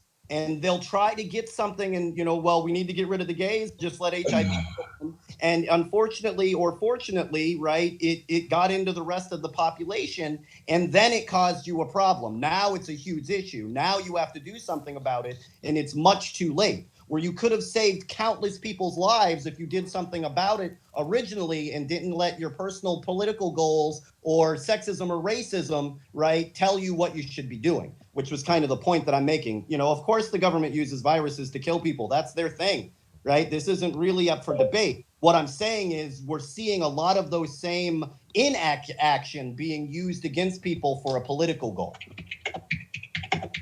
Jesus, somebody's pounding on a keyboard. Sorry. Damn it. The only reason you don't hear me typing on my keyboard is touchscreen. Otherwise, I'd be click, click, click, click, click, click, click, click as well. Man, I don't like the manual keyboards. I really don't. I'd rather take the fucking soft press ones, to be honest. Sorry, this one lights up green, and I'm partial to the color green, so I'm sorry, guys. You know, if you look at a lot of the majority of commercials on mainstream television, you know, all you see is commercials for failed medical products to sue, you know, the medical people, attorney commercials, you know, and medicines and medications. I mean, in insurance, of course, there's insurance commercials, but that's all that feels, you know, that they just rub it in our faces, you know, here, get these medicines. And then like 3 years later, there'll be lawsuits for exactly what they were, you know, advertising. And then, you know, insurance commercials. And it's just a brainwashing that's driven into us so much to believe that the medical field is there to help. But if you look at all the lawsuits against Bayer, you know, Ethicon, all these different medical corporations, you know, our FDA must not be doing their job, because 3 or 4 years after a product's out, or as soon as the patent runs out, all of a sudden there's lawsuits against it. But it's all part of the big global picture of keeping, you know, there's no money in healthy people, you know? Yeah, their goal is to keep us sick. You know, that's not, they make their money off being sick. They don't make money off of curing diseases, which is why you don't see diseases getting cured. They'll spend. They don't want to kill you, but they want to keep you chronically ill. That's pretty much. When you mentioned advertising, right, they spend, and it's exponential, you know, 3-4 times as much in advertising for drugs, for drugs than they do to the research to cure those diseases. So they spend more time selling you Lipitor, right, than they do actually curing the disease. And you're 100% right in the way when you watch it, you've got the current batch of drugs that they're trying to sell you. Are you feeling down? Blah, blah, blah, blah, blah. This affects whatever, right? That you see, followed by the lawsuit commercials from the last drug that they were trying to sell you, right? Followed by the insurance that they're going to cut you from for having the diseases or the sicknesses that those pills cause. It like in a cycle all right in front of you. It's sad, man. It's sad and scary. And it does. There's times where it's pushed down your throat so much it has an effect. You'll watch these. If you're watching the news all day, by the end of the day, you'll be watching these commercials and you'll think, fuck it, like, do I have that? You know what I mean? Like, that's why the repetition. That's why the repetition. You know, here lately I've been using some essential oils, and they've actually helped me get over the illness that I've been struggling with for the past month, more so than any of the medications, in my opinion, that were prescribed to me. You know, or they'll give you a list and they'll be like, "Oh, do you have gas?" And you'll be like, "Oh yeah, I've got some gas," and then they'll list off all of the side effects. You know what I mean? Headaches, uncontrollable bowel movements. You know what I mean? Like blacking out, a random narcolepsia, death. You know, like they go through like all of these horrible things, and you're like, "Fuck, man, I was just better off with a little bit of gas." You know, or right? They'll give you of the depression drugs are the worst. And I'm not saying that people don't need, there's people that are depressed that don't need depression drugs. But then when you look at it, it's like nightmares, depression, death, suicidal thoughts, anger at friends and loved ones. They go through the list and you're like, fuck, man, I was better off being depressed. Yeah, you're exactly right on that. And once I went through an inpatient therapeutic community and was put on psychotropic meds, I never had seizures before my life, and here I was in my early 30s, starting to have seizures. And I never had, once I quit taking the meds, because I got to the point where they kept changing these medications that were prescribed me for antidepressant, anxiety, being manic, so things, so forth like that. I got tired of taking them all because I realized that to me, that the medications were making me sick, and then they wanted to prescribe me something for the side effects. I quit taking them. I haven't had a seizure once since I quit taking all psychotropic drugs. I've been off of them for eight years, probably almost 9 years. I just recently did go back and ask a doctor to prescribe me Klonopin because I've been getting real, it helps calm me down and helps my anxiety.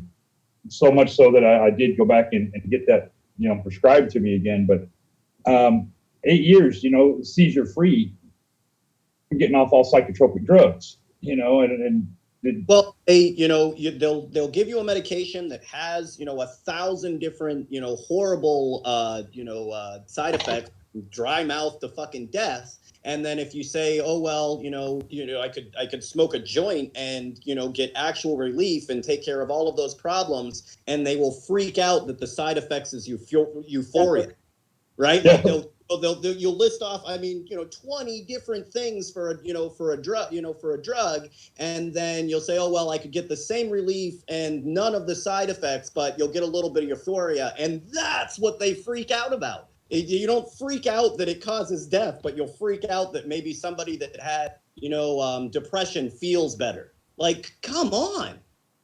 Yeah, you're exactly right. Because when I asked the lady about Klonopin first, I said, is there any way you could write me a script for, medical marijuana to help relieve my anxiety? And she's like, oh, there's still no research on that. Well, hold on, ma'am. There's actually research from the 40s on that the government's got, but on top of the lady, I could tell right then I was dealing with the wrong shrink, because she wasn't willing to hear all that. She would rather pull that script book out so she can get paid. And, so I haven't been back to her. The script was only for 1 month. It ran out, and thought, I won't go to somebody like that. Like, oh, there's no research. Well, technically, there's like 100,000 years of human research of using medical marijuana for all sorts of different diseases, afflictions, whatever you want to call it. Humanity has been using marijuana much longer than they haven't been. It's only been this 40 years where you guys have lost your fucking minds. Yeah. But, when you look at the differences in the lack of research, so you'll give me this pill that doesn't cure me, doesn't make me feel any better, has this endless list of fucking, side effects, but then you put no research into the things that are giving people relief in marijuana. It's not magic, right? There is a scientific reason why it helps with this pain or that pain or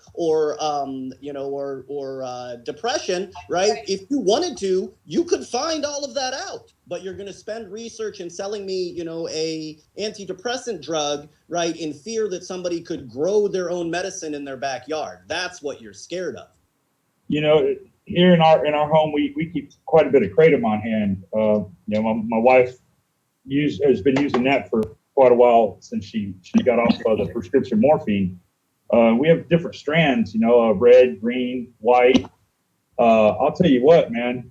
You want to go on a little trip? You take you some white kratom. Woo! That stuff will sting you. That'll put you. You want to go to the moon? You don't need no spaceship. Just take you a couple scoops of white kratom. But tonight I made what green I made tonight. I made a little green kratom tea to give me a little boost, for the show. Man, I actually am very much more level-headed than I am when I drink coffee. Well, I know that kratom's had like a lot of, I don't know about it. I know that there's been, there is research going into it. I know that some places immediately, we don't understand it. So it's a plant, not a pill. So it's immediately illegal. The people that are in charge for some reason are scared of the natural world. And whether that's their environment, everything needs to be, covered in pavement, separate, no trees, no plants, you can't live in your natural world anymore. You can have no connection to the natural world. And you see that in the reaction to any study of anything that doesn't come out of a pharmaceutical. Yeah.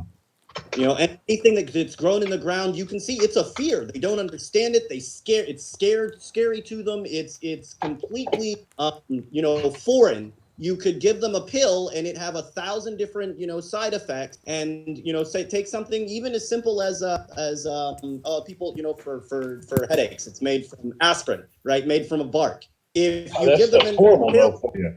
yeah, they'll take it till their fucking stomach bleeds. But if you tell them, hey, take it in their natural form and just chew on it a little bit, you get the, you know, all the benefits, and you don't get the stomach ache because it's not processed and you know, put down into such a pure form. That they, you know, that's crazy. They don't understand that. How could you use something in your natural environment to make you feel better? That's insanity. You're a dirty hippie. Yeah, matter of fact, Emily took some to her doctor, and you know, to show her doctor, this is, you know, what I've been using, and the doctor actually started going to a kratom bar, you know, to check the stuff out, and she says, "Wow, that's pretty good stuff," which I do highly recommend a kratom bar for somebody if they've never checked it out. That's probably one of your best ways to check it out, in my opinion. Natural remedies like kratom. I think the whole pharmaceutical industry, you know, should be locked in prison along with all the politicians globally. But hey, you know, yeah. Well, and one of the, I mean, one of the, you know, the masterminds behind the opium epidemic did, I think yesterday or today, he got 66 years. Sorry, guys. Yeah, I think he got 66 years, something like that. It won't be enough for all the lives that he's destroyed, in my opinion. I mean, none of it can be enough. Not even close. And more importantly, like, you know, putting him in jail, you know, in prison, all of that stuff, but where's the money? Yeah. You know, when you bust a weed dealer somewhere, right? You take every bit of cash that he's got in his pocket, in his car, in his house, in his bank accounts, right? You take all of it. But yet these guys can get away with killing millions, right? Being some of the biggest drug dealers on the planet, and you know, they get to walk away with billions. Their companies get to walk away with billions. Well, that money needs to the people like El Chapo have to break out to get out, you know? It's craziness, you know? Yeah, I mean, these are real deal dangerous drug dealers with the blood of millions on their hands. You know, lives completely destroyed, and we've spent, you know, just as much money putting addicts in jail and prison and all the crap around it, when the drug dealers, we don't persecute them barely at all.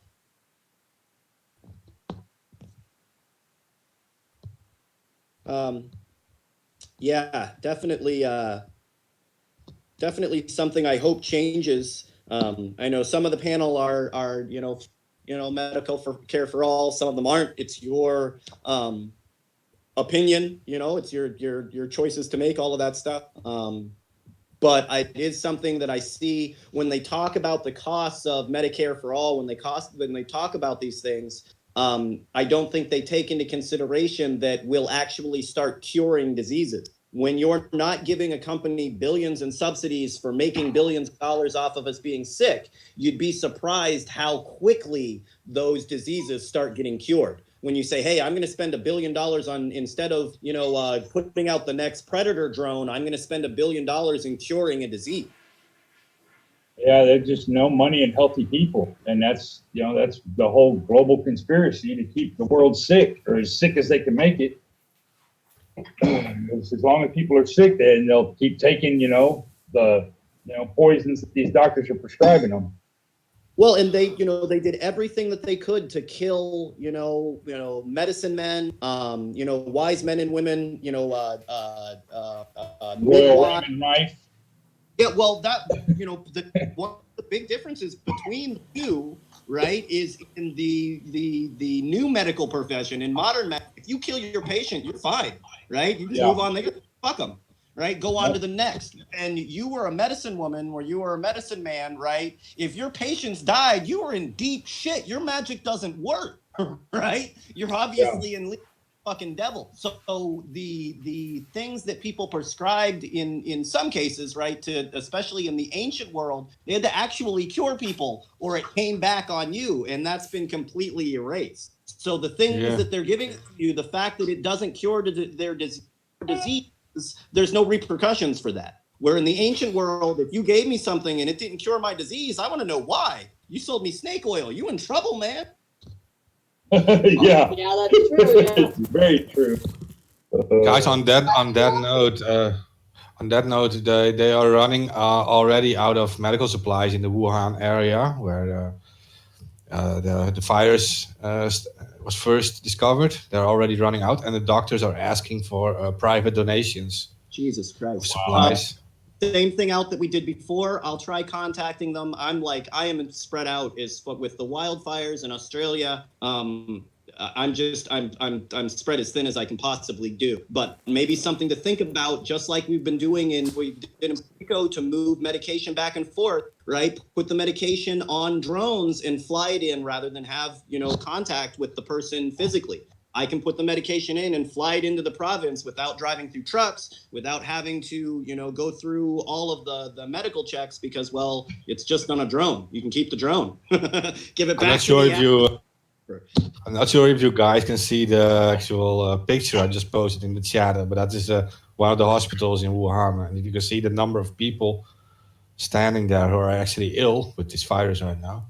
Well, and I'm not lying to you guys. We got, we started talking about this a full month and a half before it was even talked about where we said, hey, there's this disease that's, remember, like we did it on the show, like, hey, this disease that's popping up and we don't understand where it is, where it's coming from, what's happening, and we're getting no support from the outside. And this is what I'm talking about. We mentioned it with the AIDS virus. Their inactivity, right? Them doing nothing is on purpose. Whether they started it or didn't start it, it's almost irrelevant. They're hoping that it kills people inside of Hong Kong.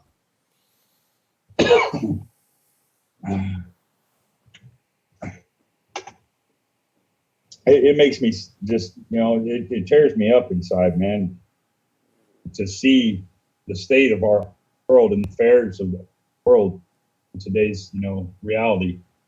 I try to meditate a little bit every night to just find good energy, man. And I still wake up a grumpy, just disgruntled person. It's like my fuse is getting shorter because I look at everything and I see how backwards and bizarro land the reality that we live in is. And I feel horrible at times because, it makes my fuse so short to see that everything from the corrupt law enforcement to the way, the American government is just totally backwards and out of control, bizarro land. I'd have to go sit like in Tibet, for like the rest of my life, probably to learn a little bit of, to be a little happier, maybe. I don't know, man. They're being hunted down and shot, by the Chinese government. I think, like you're describing, I think a lot of people feel that way. You'll go down your news feed, and it's just, I used to post dance videos, and fun stuff that was, going on in the world, maybe an action here or there. When you look down our pages now, it is a nightmare. And everything's backwards. Good is bad, bad is good, and it's just how in the world can people? World is a perfect example. There's we live in the evil. There's another dimension, right? That got all of the good fucking people, right? Right. In the bizarro world. Like that's what's crazy to think about. When we talk dimensions in some cases, we always put ourselves in the light as if we're the good universe and the evil universe is the other side. And when you look at the world around us, we're the evil universe. We're the bad. Because there can't be a universe worse than the reality that I see every day, in the news. But yet at the same time, it's the media painting that picture to kind of keep the people mentally oppressed, in my opinion, and to keep us, at a very dysfunctional state, in a way to speak. Well, I kind of made a joke about it, was why The Watchmen got canceled. And it's pretty obvious why The Watchmen got canceled. And I posted a picture of the riot cops at Standing Rock and the riot cops in France compared to the riot cops in the Watchmen. And the reason it was canceled is because the dystopian future, right, authoritarian nightmare with comic book or authoritarian overtones, right, is literally less authoritarian than the world we actually live in. The cops were less violent. We're wearing, you know what I mean? We're wearing less violent equipment than the world we actually live in. And that was, when you look at the writers, they were thinking of the most dystopian future they could imagine. And it's less dystopian than the one we live in. 1984 would be a relief at this point. It really would. It really would.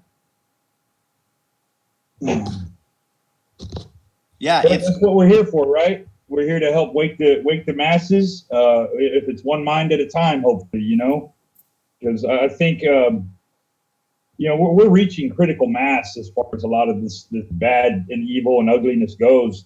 And once we reach critical mass and the majority of the world really truly wakes up to what's going on, it's going to be a slam dunk. We're going to have it.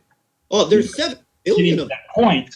It's getting to that point, and all the suffering and ugliness and evil that's pussing up in this world is just, it's hurting so many people, man. And we can't be far critical mass. We really can't, in my opinion, at this point.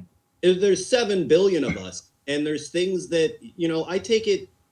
I think like yourself. I'm into the whole climate change thing and climate crisis and all of that. But I think when you look at that situation specifically, people will argue. I mean, they are angry and upset. This is all a lie. Ocean temperatures don't matter. The ice isn't melting, and that's all good and fine if you don't believe it, that right. But in the background, Monsanto is still fucking poisoning your fucking water, right? Fracking. They're still fracking everywhere in the world, pumping poisonous chemicals into everybody's water supply. And every day, all day, full steam ahead. It's like those locomotives with that big old black chimney of smoke coming out of them going up a hill, just burning that coal, boy. Coal's a great example. They will have us arguing about ocean temperatures, right? And I mean, arguing this is the only thing that you can argue, and behind your back, they're fucking us all. You're hard up to fight, and it's something that I try to break through to people. You'll have people that sit on a different side of it and don't sit on that side of the climate crisis. I don't agree with you, but that should never stop us from stopping Monsanto. That doesn't change the fact we got to ban fracking before they murder us all, right? They're spraying shit over us, and none of those things have to do with ocean temperature. But I'll give you a prime example, man. Just the other day, they had an article up, or a newscast out about water contamination and that foam they use for fires. Yeah. You can't even get that out with the distiller. You can't get that out of your water with the distiller. Once it's in there, it's in there. Yeah, and I mean, we distill our water, then run it through, a ProPure filter, and I do my best to make sure anything we cook with or eat with in our home, coffee, everything, aside from showering and even trying to work on, something for that. But I mean, just to avoid the chemicals, and if I go somewhere, I carry a half gallon at least thermos, full of distilled water, because I'm scared to death to go into 7-Eleven or whatever corner store and get me a fountain drink. I mean, the water.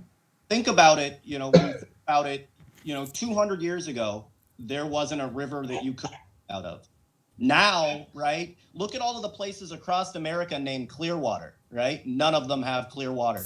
If you live in a place called Clearwater right now, chances are go out and look at the river next to you, right? It is not clear. And when they named it, it was. Do you know that one of the dirtiest waterways, in America is outside of New York, right? Do you know that the harbor, that the Potomac River used to boil with fish spawning in spawning season, that salmon do? The water used to boil there was so much life and fish going up into the water. Now it's completely dead. Yeah. Completely dead. And it's been dead for so long, people don't even remember that was true, that there was so much life that the water fucking boiled. Yeah. I used to love the lake. The lake is now for shit. Yeah. But when I go to springs, like we went to the Alexander Springs here in Florida a few years back for a vacation. Beautiful. Water comes in, there's the underwater caves. I mean, you can see down 30 feet. I mean, beautiful.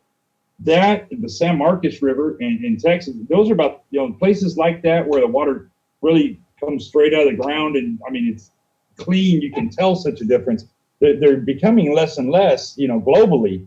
Well, because pipelines want to put pipelines. Yeah. Of course, they want to put pipelines everywhere that some of these places are. And once they start pumping fracking oil, fracking chemicals through it, that's it. Your waterway is poison for the next 1,000 years. Yeah, but the masses, they completely ignore all of this stuff, and there's a reason for it, because George Orwell, or Eric Blair, which is actually his real name, he's not the only one to read if you actually want to know why this is going on, because you also have his French teacher, who's also famous, Aldous Huxley. He wrote Brave New World. Right. And so Aldous Huxley said the masses are drowned by diversions, which is drugs, sex, and other distractions. So they aren't able to think freely and independent, but they are contained and conditioned by their biological impulses. And it was George Orwell who then said, he mentioned this famous thing, which is the famous story of Jonah and the whale, right? And the whale Jonah lived in was not actually a whale, but it is inside this whale, which is, we can say like this is like a bubble. Inside the whale, it is like a cozy and comfortable thought, right? And you can ignore everything that goes outside of it. Like you see people getting murdered somewhere in the world, you ignore it because you are comfortable in your whale, right? Your whale protects you. And this is a combination of Orwell and the Brave New World. This is this psychological disorder people have. That's just what I really want to say real quick. Kind of like Flapjack, the kid that lives in a whale with Captain Knuckles, and they're looking for Candy Island. Yeah, it's like you are protected inside the whale. Yeah, like you can ignore everything else, and this whale is formed by what Huxley said. Like you have these drugs, this entertainment, and all these things, and you, as long as you stay inside of it, you feel happy and you are entertained, right?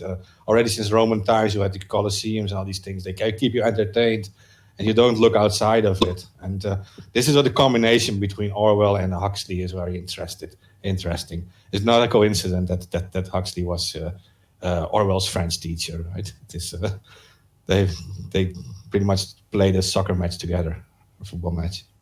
Yeah, and when you look at the world around us, that bubble, right, that keeps us disconnected from each other. The only way to get around that is the internet. And that connection keeps us, being able to talk to people that are in other whales, that are in other bubbles. Otherwise, when you look at things like the lithium trade, people don't even know it. And it's because they're stuck in that bubble. They're distracted. They don't even hear that people are being slaved out on their behalf. And that connection allows us to circumvent that, to get us outside of those bubbles. One of the reasons we have to keep it free and open. Mm-hmm.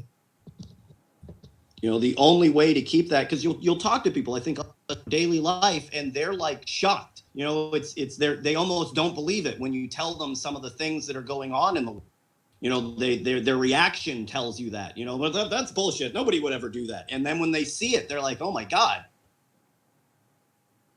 Yeah, and that is where I do see hope, because I do think the people are essentially good, and they actually do want to change things and they do want to help, but they have to not just become aware, but they have to be aware that it is actually also affecting them, right? And that it's affecting everyone. We are all like together, so to speak. Well, yeah, I mean, there's always been an us and them. We just look the power elite and the people, and we're gonna have to get over some of our bullshit, right, to fight that, and realize that our enemies are truly the same. And it's hard for people to get over our own personal differences and arguments and cultures to realize that the people that are oppressing us don't give a fuck about any of that shit. Yeah, and that goes back to that famous thing Martin Niemöller once said in World War II, that first they came for the socialists and I didn't speak out because I wasn't a socialist, and then they came for the trade unionists and I didn't speak out because I was a trade unionist. Then they came for the Jews and I didn't speak out because I wasn't a Jew. And then they came for me and there was no one left to speak for me because they already arrested everyone. He didn't speak out for these others. And this is the same thing. If we ignore the events from around the world where other people are actually being killed and where other things are happening, and we don't speak out for them, they can't speak out for us anymore when it goes wrong here. So, and we're seeing that in real time with Assange and sorry, what's the brother that was just arrested 3 days ago? Glenn Greenwald. Yeah. Green. We're seeing in real time. Nobody said anything when they arrested Assange. Nobody said it, and now you see they're lining up other journalists and arresting other journalists under that same guy, under those same games. And it's because you didn't put your foot down right away. Yeah, and then and all the others journalists, they should have done that. He did try it in his own way, but not enough. I mean, all the journalists should actually stand together for Assange, and now also for Greenwald, of course. They're all going to face the same future, whether they realize it or not. Earlier, I mean, I think we've been posting the videos, but right after the Assange's recent court hearing, where the U.S. government came out and said that First Amendment, freedom of the press does not apply to foreign action. What? Which is not true. It's simply not true in the Constitution. But that's their new policy, and this is something that I think I think Alamo's on here too to speak about it. Like, this is what happens. We're talking about the First Amendment, and it's why our when we signed our independence, it started with we hold these truths to be self-evident. Meaning, it doesn't matter that we're writing them on a piece of paper. These truths exist regardless to every man, woman, and child. We're writing them down because we know if we don't, you corrupt assholes will take them away from us and say that there wasn't written in paper. But they are self-evident, meaning it takes no evidence. It takes no paper. It requires no constitution. These things are given to all people, and freedom of the press is number fucking one.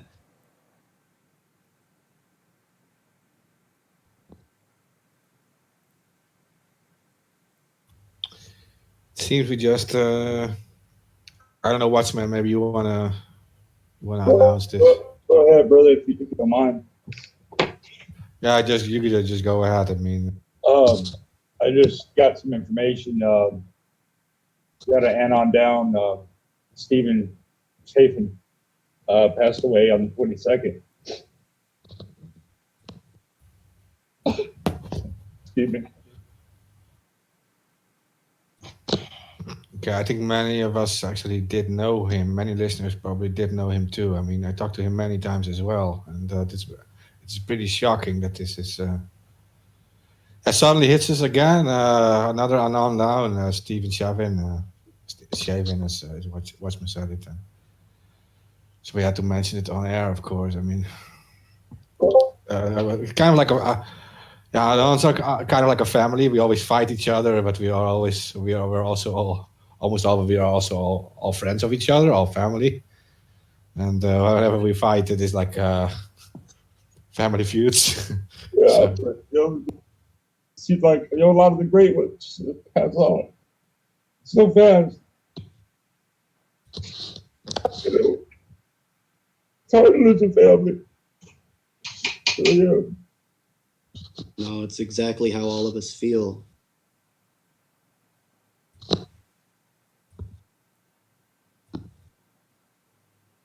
It's weird, actually. This guy, he was around always. I mean, he was. I haven't been on like Facebook for the last few years, but when I was always there, he was like in every chat. He was always talking, and he was very active and on. And so, yeah, this is kind of shocking. It just came in, and yeah.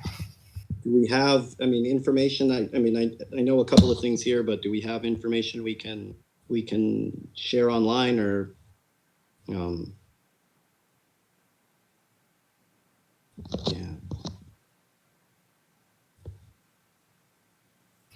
I don't know. I don't have any information.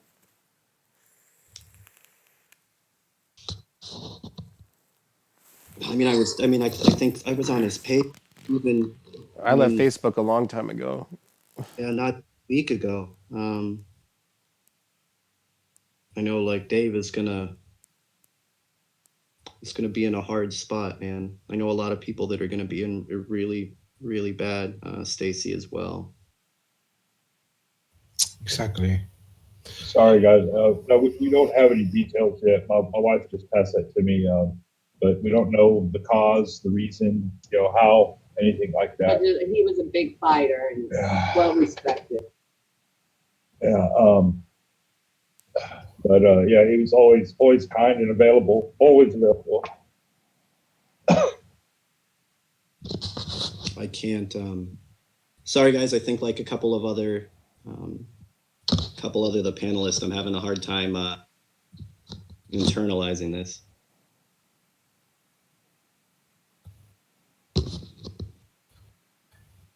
We have to. We say this every time that we lose a mask. We have to keep them in our hearts and keep fighting, because that's what they would have wanted us to do. And I know that sounds cliche, but when it comes to Anons, it's absolutely true. Their ideas, their words, their thoughts continue on with our struggle. And, when people say that nothing's lost to the internet, that holds all that much more true with Anonymous. Their voice, their ideas were all, given to us to spread freely. If I'm not mistaken, I believe he put me in my first Anon group on Facebook. If I'm not mistaken, I think he was the one that added me to my first Anon group on Facebook years ago. Yeah, so it kind of. Whoa.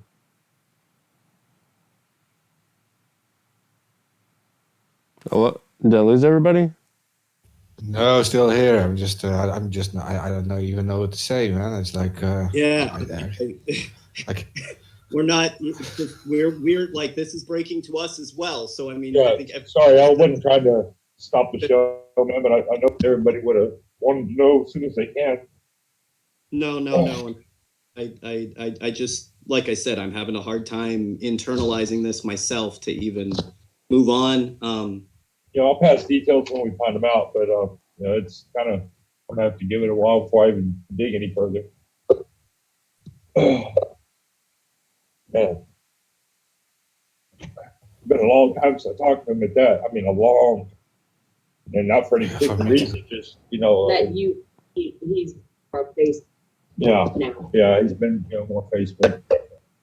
But man, that just. Yeah, years ago, I'm really sure he was the one that put me in my first Anon group on Facebook, and long. Man, wow. I can't even. I'm looking at his pages on Facebook. I'm like, I can't. I'm really sorry, guys. I'm normally full of inspiration and all of that. I can't. I can't. But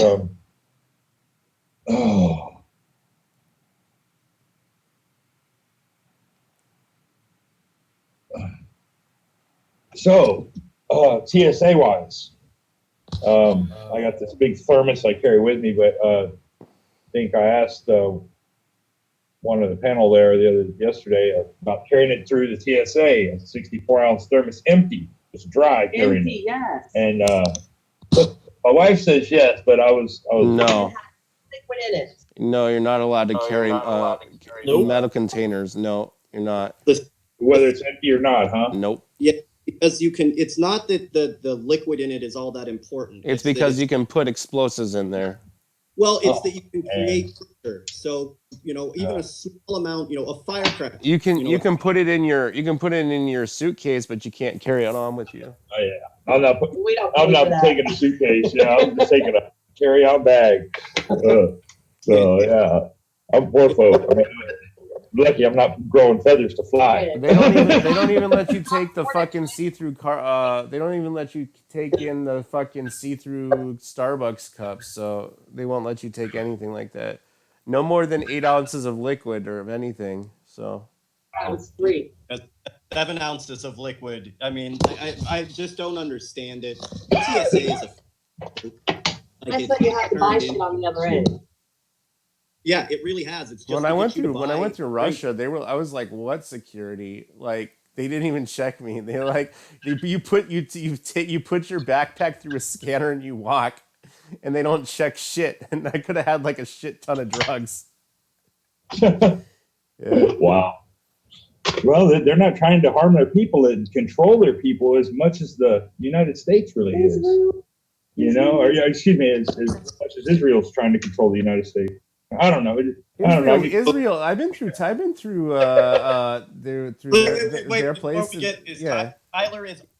Tyler is on the show. Am I correct? Yeah, I'm here. All right, just to make sure before we get demonetized, we mentioned the I word. We have to have at least one Jew on the panel. No, I've been demonetized. We don't even have monetization. No, I've been through the airport in Tel Aviv. They do it weird over there. Okay, so like they just have these soldiers with guns, like, and if you look funny, then they'll take you, but they really don't check you as intensely as they do here. So they don't want to harm their people like the government does here and control their people like the U.S. government. Yeah. I mean, the Israeli government here. I mean, I don't know. I heard most of the stuff in Tel Aviv is demonetized. You meant suspended. Yeah, most of the security in Tel Aviv is all done through like scanners and facial recognition. You don't even recognize that they're even doing it. So, I mean, when they pull people out of line, it's because they fucking already know who they're fucking looking for, So, I mean, they're pretty on top of shit. It's just like in the United States, they don't know how to do anything. They hire these people for like $15 an hour, give them fucking an hour training course, and all of a sudden they're an expert on how to touch your genitals and look for bombs. I'm like, dude, like they don't, like, these people are so fucking stupid. Like they thought, remember for like 4 or 5 years, you weren't allowed to bring fucking like scissors or sewing needles or a lighter. Like, what the fuck? And now because people are complaining, you're allowed to. I'm like, dude, like the people who blew up all this shit were like fucking like it was pretty obvious what they were doing. I mean, come on, dude. Like this one guy had like these boxers that these underwear that were underwear with C4 and shit. Come on, dude. And that was found with a dog. That wasn't even found with any of the any of the insane amount of authority that they were giving them. That was just found with a normal sniffer dog. I got some worse fucking TSA stories. There was one a few years ago where a kid hopped a fence in some Midwest airport, international airport, somewhere in the Midwest. Kid hopped over the fence, then jumped into the jet. Through the undercarriage, was in the place where they had stocked the luggage. Kid jumped out, and TSA didn't know about it until they found a fucking 8-year-old kid walking around on the fucking tarmac.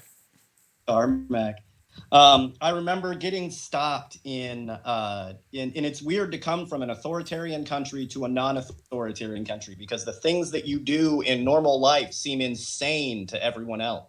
And they were doing a drinking check in New Zealand, just a normal, to make sure it's Friday night. just to make sure everybody's not drinking and driving. And I get, I pull up to the thing going through, cop comes up, and I do what you have to do in America. I keep my hands where everybody can see. I announce everything that I'm doing. I am now reaching into my pocket for my identification, right? Keeping your hands up so that like the works, how you deal with, you know what I mean, the Gestapo here in the States, right? And the cop is looking at me, and all of the other cops are looking at me like I'm fucking crazy, right? Yeah. And he goes, "Where are you from?" I'm like, I'm from the States. And he said, "Man, and the cop says, to like in this complete, brother, if you weren't American, I would think you were on drugs, because you're used to dealing with the fact there was no, he was not going to shoot me no matter how drunk I was, no matter how out my lights were, he was never going to kill me. So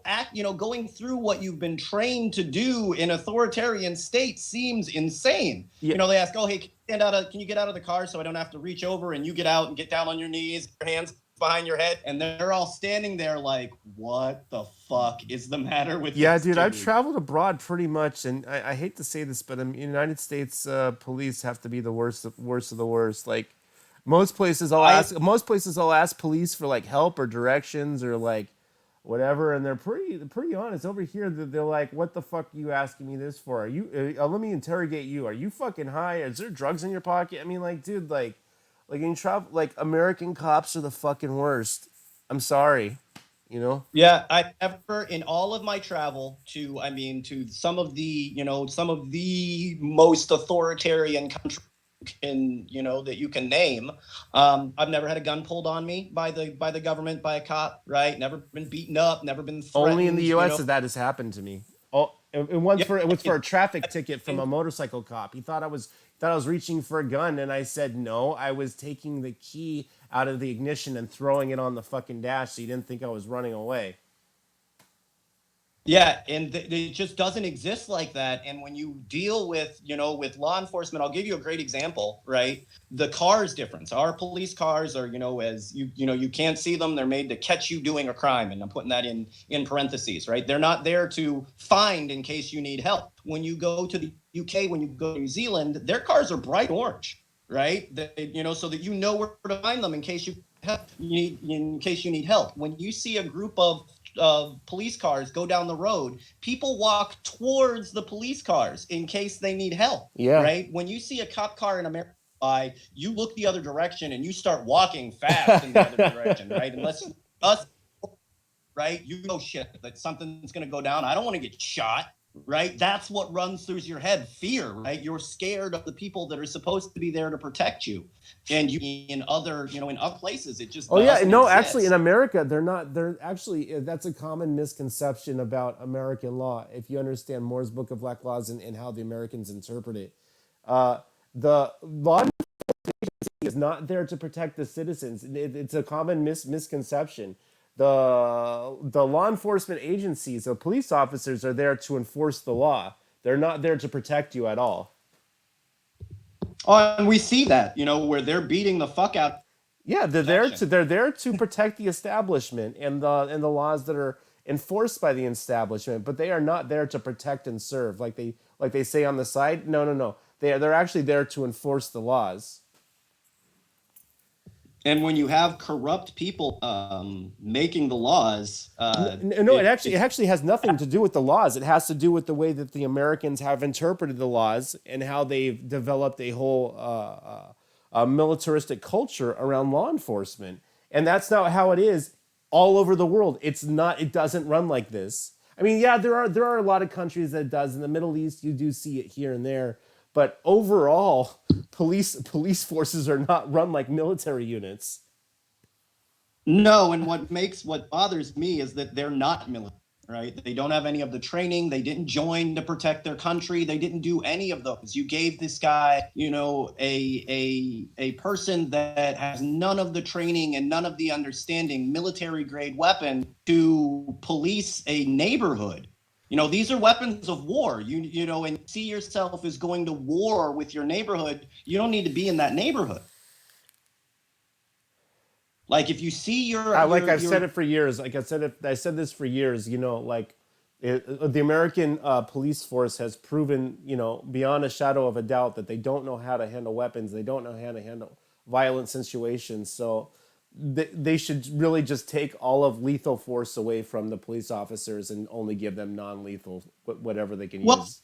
Well, I think that one of the, and this is a personal opinion, is that they should handle it a lot.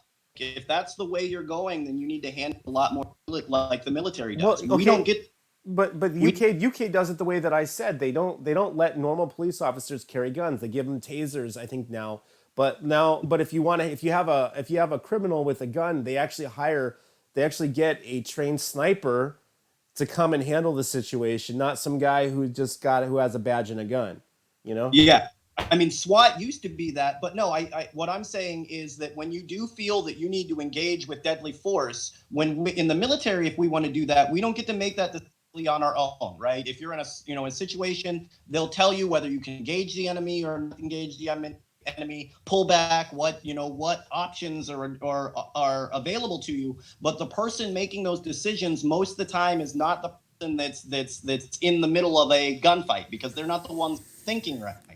So if you get to a spot and you think that you need to use deadly force, you need to have authority to be able to do that. Or in most cases, they're going to tell you, nah, pull back, hide behind your bulletproof car until we get people that are trained to deal with that situation there, and not fill this place full of fucking lead and then figure it out later. Well, LAPD was playing around with LAPD a few years ago was playing around now they got the Bola wrap things, which are kind of cool. I'm like, but yeah, Bola wraps have been around since the fucking the Cowboys in Mexico. But like now they were playing around with 40 millimeter grenade launchers with the foam darts to disable a sub. You can shoot somebody at point blank with that thing. It's not going to kill them, but it's going to fucking knock them on their ass.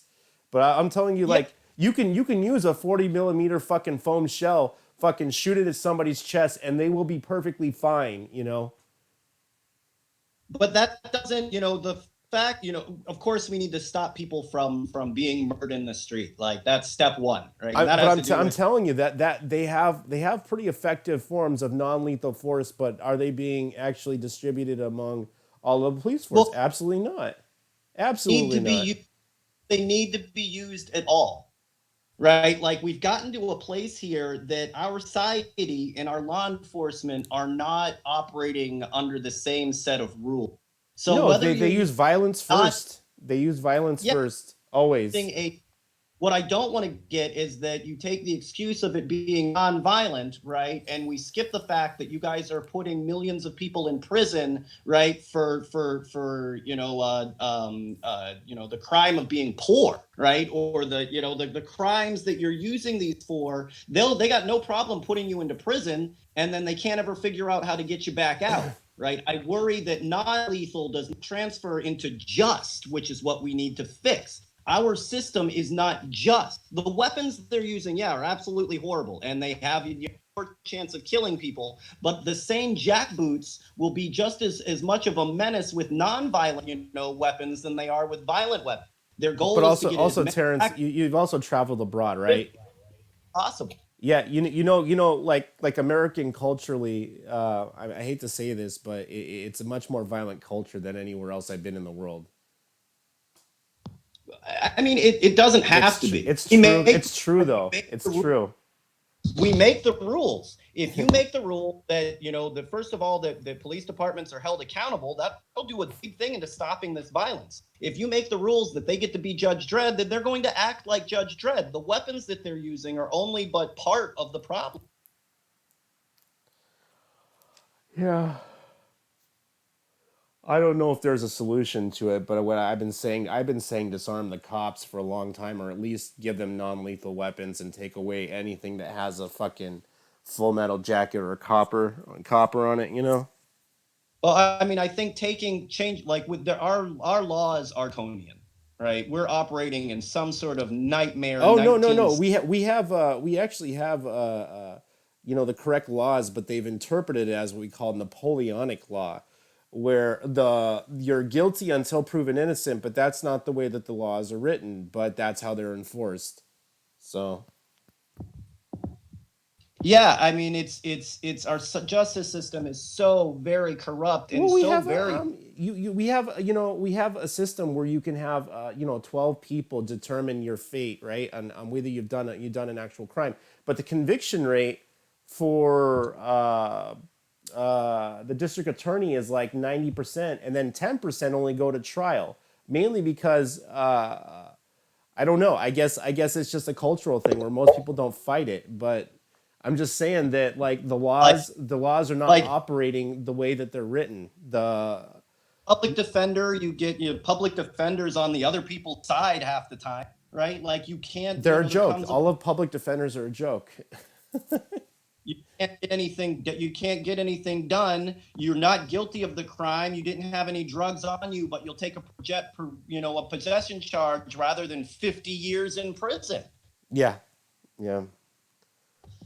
I think that they should do away with a lot of these plea games that they play. Look, I'm either guilty or I'm not.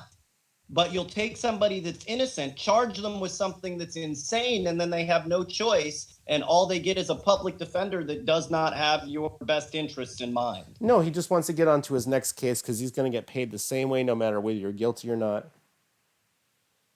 Yeah, or they have, well, I get to be DA next, in the next 10 years, so the more cases that I give to the DA, the better I do. You get the Kamala Harris issue, where you're willing to, slave out your own people for, to support the prison industrial complex. She knew that people weren't guilty, held their cases back so that she could use them as slave labor. Now, the better tool for that would be non-lethal force, right? They use the bolo tie around you, catch you the same way as they always did, and by the end of the week, you're working on a fucking slave plantation. Bada bing, bada boom.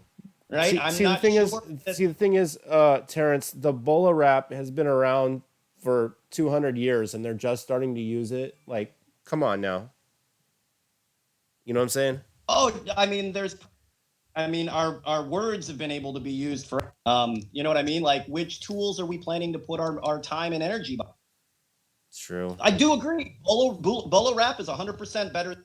Better than a bullet. There's somebody that's a danger to themselves or other. You have no choice. 100% a bolo rap is the way to go. When your job is to go through neighborhoods and arrest black, brown, and poor people for the specific reason to fill prison cells, right? That the right tool for that is a bolo rap.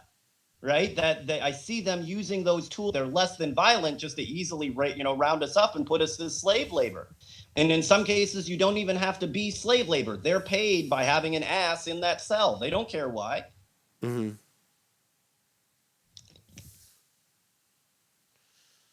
Yeah, when it comes to such an unjust system, it's hard to find, to even look through solutions just because anything is better than what we're working with now. Yeah. The French police in Paris, right now are using mostly non-violent, violent means. They got 8 guys standing around you, one sitting on your chest and one punching you in the face. It's less than lethal. Right? They're using billy clubs, right? They beat, like, the reason I say that is, I think you posted it. I think Mark was the one that posted, but it was like literally they are sitting on a woman's chest, punching her in the face while 5 other cops stand around and hit her with billy clubs. Everything that went down there was lethal. Oh yeah, I mean, I'd rather get beat to death than fucking killed, to be honest. And I mean, yeah, but I would rather have a system where the cops are not allowed to sit on somebody's chest and beat them. Yeah, I don't know. You give anybody a badge that goes straight to their head, no matter where they are. If you give anyone free reign to hurt people, they. We've seen that with with countless other situations. Although Mexican police have always been cool, they always tell me if I don't want to go to jail, they just say $500 and I just give it to them. When I was in Laredo, when I was younger, visiting and just running wild, I never had problems with the Mexican police. They chased us down on the street, but they just wanted us to leave our bottles there. They had a stack of styrofoam cups for us. They were like, no, you can't take the bottles in the streets, but yeah, go have fun. You know, I mean, Mexican police are cool. I got drunk with one once, but like when I'm definitely causing trouble, like they always ask me before they're gonna take me off wherever they, we can handle this right now, and I'd be like, okay, like how much? No.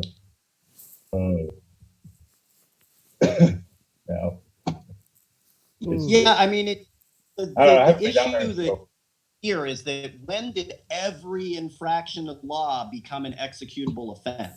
You'll have a kid spray painting somewhere. Well, it was a trespassing charge. Well, okay, so he ran away. Deal with it, right? You don't get to fill him full of fucking holes for spray painting. Like every single offense has now became an executable offense. Everything you can be shot and killed for, and it's like those crimes didn't used to be to that level, and they're not that level. The fact that a teenager sprayed something and ran off from you, right? You're going to have to just deal with that. He didn't respect your authority, right? Send his parents the bill. But you don't get to fire, 32 right into the back of because he was spray painting or ran away or didn't follow.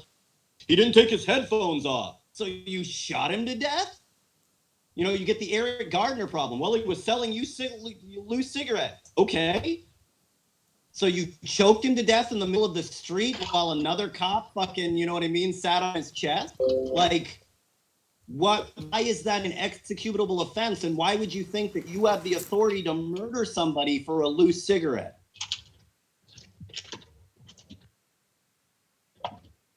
Don't know. Yeah, it doesn't make sense in somewhere that's supposed to be the home of the free.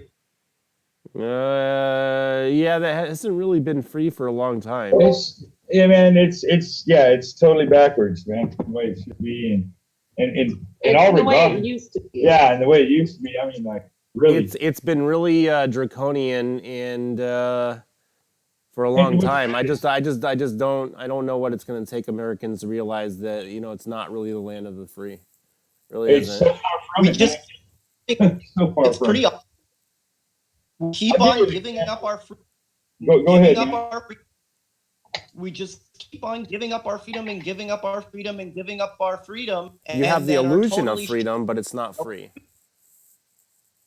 Well, it's like, look, we just re-signed the Patriot, right? Everybody and their grandmother knows that is the biggest rights giveaway on American history, and yet we almost unanimously signed to continue, not just to re-sign the Patriot Act, but to expand it as well, as if they don't have enough ways to fuck us already. Look, it's 2020. If you haven't got all the rights that you need to fight crime by 2020, you ain't getting any more. It's like this. My daughter's learning Constitution, middle school. They teach her the Constitution, our rights, and then when they're talking about the First Amendment, they say, "Oh yeah, you have the right to free speech, although there can be consequences." And when I heard that, I had a very big problem accepting that, because the whole purpose of the First Amendment is that you have any consequences, of expressing yourself. However, I mean, just look at, Assange has been locked up and confined, to for how long? Just because, he gave us some truth, I mean, there is no free speech, and he'd never even been to America, but we're sure trying to put our hands on him for it, And we can put huge amounts of pressure on other countries, literally, and individual people. Well, look at Ecuador, yeah. Yeah. People locked up for how long, bringing truth out, and it would be different if it was a big conspiracy like Russiagate or some other kind of fish story that didn't ever exist and was created by our own government, and it being so corrupt. But you bring any kind of truth or anything, they just incarcerate you and pin you down, slap you with as much, take away as much of your monetary, funds that they can in possessions. And, after a while, a populace we've grown, the middle class is no longer the middle class, they're the poor, the majority of them. You have an upper class, but I mean, it's sad. Everybody just has to, getting their foot placed on their throat, and nobody can breathe anymore. Globally, it's like that, but in the U.S., yeah, you're working your rear end off just to keep your rent paid and your light bill on, and if you got money to go out to eat, man, you're kind of doing better than a lot of folks are, and it shouldn't be that way, man. Anywhere, And how long has minimum wage been at what, $7 an hour, and some change an hour? Come on, man. You can't go to McDonald's and buy a meal or, for that. Not that I would eat there, and I strongly suggest no listener to this would ever want to eat there or choose as a place to get nourishment. But, shit. Yeah, you can't eat there I for don't know. I'm ranting, man. Just, you can't literally, you can't feed yourself for a day's work. But hey, everybody keeps, but you got to keep working and just to keep afloat, man. And they keep, and then if you're not working, you're spending your time in traffic, which is intentional, or in travel, that is as congested as possible, intentionally to get you stressed out, to keep you stressed out and to keep you running late or behind. I don't know. I'm a conspiracy researcher. I could go off all day. It just drives me batshit crazy, man. Very few things in our world around us happen by accident. When you a lot of these things that seem extremely inefficient, right, or seem to be working against the people. Like the Walmart lines. You want all of your workers to get to work, but then you can't understand that you need to provide free transportation, right? That free public transport. Yeah. You don't don't understand the more people that get to work pay more in taxes, right? Pay more into the community, or they cover all of shit, right? But you rather us sit into traffic, so you buy more gas. So there's a whole game. Exactly. Yeah, the roads are bad because why? Well, then you got to have maintenance done on your vehicle. Oh yeah, have traffic accident, right? Traffic's backed up forever. It causes all of this. You spent more in gas, all of it, not realizing why are traffic lights designed the way they are. Before a road system gets approved, it gets to go through the insurance company, and they add stoplights. You could have roads that always went under, right, so that you didn't have accidents at stoplights. But since stoplights are the most, the places most frequently to have accidents, they literally design cities to be accident prone. Yeah. I think George Carlin said it best. We're not screwing up the earth. One of these days, the earth is going to shake us off like a dog does fleas. And when that day happens, when the earth has had enough of us, doing our damage, I think they're just going to shake us off like a bunch of fleas that we are, man. Because, we just infested this world, and we don't do anything to conserve or promote it being positive. We just contaminate and destroy everything humanity touches. But yeah, you got these pyramids that have been here for how many thousands of years, and we're the brightest that we think that this planet has or this galaxy has? Come on, man. Come on. They're all on ley lines. They're so old, and they're in every continent on this globe. Man. Self-centered. Everything has to revolve around us. God created the entire universe. Humanity to be fighting over the same piece of sand for the next 3 years. Yep. Guys, I'm really getting shocked here. I've just posted 3 videos, but it's increasing fast. People are just dropping down on the streets in China due to this virus. No way. Yeah, I just watched some of that. Yeah. There was. Let me look in here. Yeah, because even in our post, we had. Wow. Holy smokes.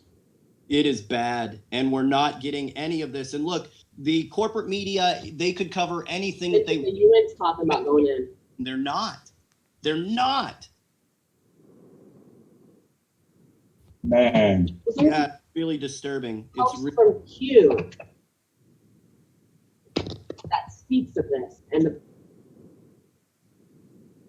wow.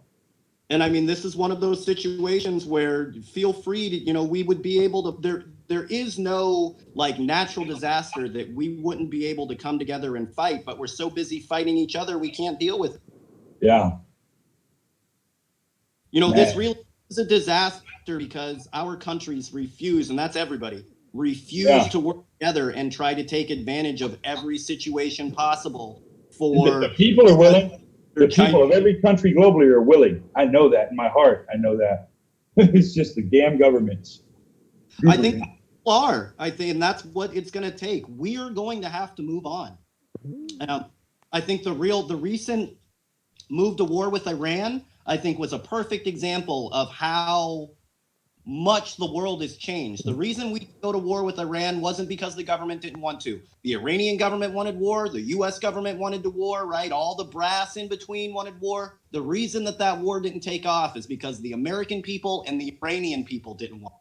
We talked to each other, right? We posted videos of each other. Like, the world stood united in the fact that we did not want war with each other when the governments all over, France wanted to get into it. England was sending fucking ship. And people said, nah, we're good. You know, you're exactly right. I believe that had a major impact because none of the people are buying it in either country. None of the people want them. I don't want it anymore. Really, it just makes me. I don't think anybody wants it. Yeah, I don't think anybody. Well, we just want to live. I'm sure somebody out there does, but it ain't me. It ain't nobody I know. It's nobody I know. Even the groups that are normally pretty pro-war, right, were against this. You didn't see anybody on the right, signing up for God and country, and like that wasn't happening. There wasn't in the way that you saw after 9/11, you had the patriot going to defend his country. That didn't happen with the Iranian thing. There weren't people that were lined up around the Reader's office. People, in fact, that normally would have been pretty pro-war were all like, nah, I ain't sending my kid to go and die for that. Where you had they crashed the website for goodness, you go to like when you get for selective service, crashed the selective service website. So many people got on there to make sure that they weren't going to get fucking drafted. Wow. They're carrying people around in plastic tubes and stuff. I mean, that's just, I'll repost. I posted the one that leaked to us, but I'm sure you guys have some newer ones here. I'll repost as well.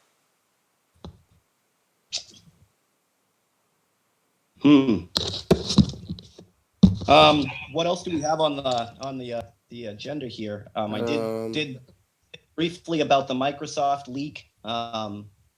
There's been a couple of other, internet stuff that's going on, but that leak was a big one.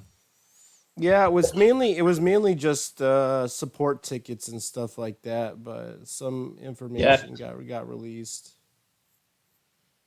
Not as devastating as some of the other stuff, but it's kind of funny that it came from Microsoft. You usually don't hear about that.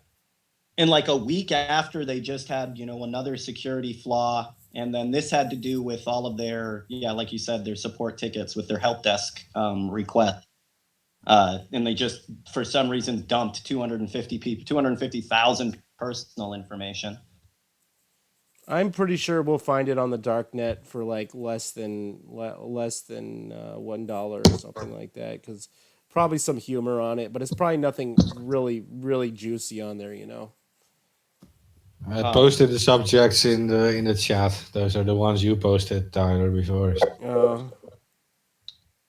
On top of that, there is going through another big push to force Apple to allow law enforcement like unfettered access to your devices. I'm not a big Apple supporter as far as their company's but guys, stay strong. Like, pick this as an opportunity to stand up for your people's user information. I am glad that they've stayed strong with that.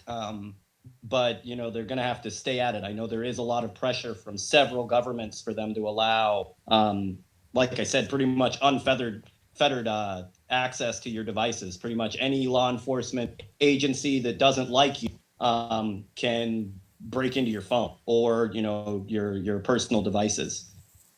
Tyler, your autocomplete. I think it's your autocomplete on your phone. Yeah, it's George really Doris. epic. Yeah, George Doris. And Greta Thunberg. Greta Thunberg. Yeah. Yeah, what was the what's his name? The finance douche was attacking Greta earlier today at the economic forum. First, we have the story about George Soros, I guess. Not sure how related it is, but he said like Facebook is conspiring to re-elect Trump. Just a weird statement, I think. We all know that they work with political ads and stuff. They refuse to censor any ads. And whoever pays most gets Facebook, I guess. I mean, like some of the left's current like obsession with control of the corporate media is losing them not support, but views or the access to information pretty badly right now. If you look at the last debate, you could only get the last debate from 2 spots, and one of them you had to pay for, as opposed to what the Republicans were doing, what the Trump party, what the Trump supporters were doing. Theirs was their debate and rally were being live streamed for free across Facebook and Twitter and social media. I mean, that's your fault, right? Like they're obsessed with getting that ad revenue that they're willing to keep your average American voter from having access to what's going on, and I think that's fucking stupid. It should be all the debates, everything dealing with our election should be open and free to the people. You don't get to control the narrative. You don't control the election. You shouldn't be able to do any of that. And our opponents, right? The Trump administration is sharing their shit out for free. Their information is where I have to go through people that I know are lying to me on one hand, I don't trust on the other, and are making me pay thirdly. Like, come on. But I think it's weird is that a guy like Soros is complaining now about Facebook supporting Trump or whatever. But we all know that people like Alex Jones, like the Trump diehards, all got like banned from the same media. I'm not sure, but anything that Soros says, like, yeah, I mean, even when he's right about something, it doesn't matter because your angle is to fucking benefit yourself and make yourself even more wealthy. Like, fuck off, man. Even a broken clock is right twice a day. Fuck off. It's totally hypocritical, right? Where you don't cry when like the Alex Jones and stuff gets removed, and then you do cry when they hurt your own thing. I don't care about left or right and all that stuff, but it's like very disturbing. I think you weren't warned, and I am not a Trump supporter. I thought Alex Jones was a complete joke. He was hilarious to watch. I literally watched Alex Jones as comedy. But when he got taken down, right, as a progressive, I was the first person to say, wait. Because as soon as you're done fucking censoring him, I know you're censoring. And, he does have I love his rants. When he goes off real hard, oh, man, it's hilarious. But other than that, yeah. You work for Cobra. That's one of his famous ones, the Cobra rant. Really a lot more like poignant stuff. He used to have some good points and have some some of the people that he was fighting deserved all that they got, but he got lost in what I assume their version of controlled opposition. And when they were done with him, they shut him down, and now Q's the controlled opposition, so they don't need him anymore. Yeah, I should have stayed away from all the partisan shit. Like, I remember that when he, like, early days with 9/11 was an inside job, he was going after Bush. He was going after the Republicans, too. I mean, saying, like, this is all controlled by the elite and stuff. And then suddenly he switched to this whole pro-Republican thing, like taking one side. And that's pretty much when you sign your own funeral. Yeah. So, I think they came to him. They must have said, "Look, keep selling your snake oils. I mean, your products, but you got to stop talking. Otherwise, you're not going to do either." No, I think he definitely bought into it. He thought Trump was going to have his back, and like I think he bought into the whole controlled opposition game. And he learned what every single actual activist already knows: when they're done using you, right, they get rid of you.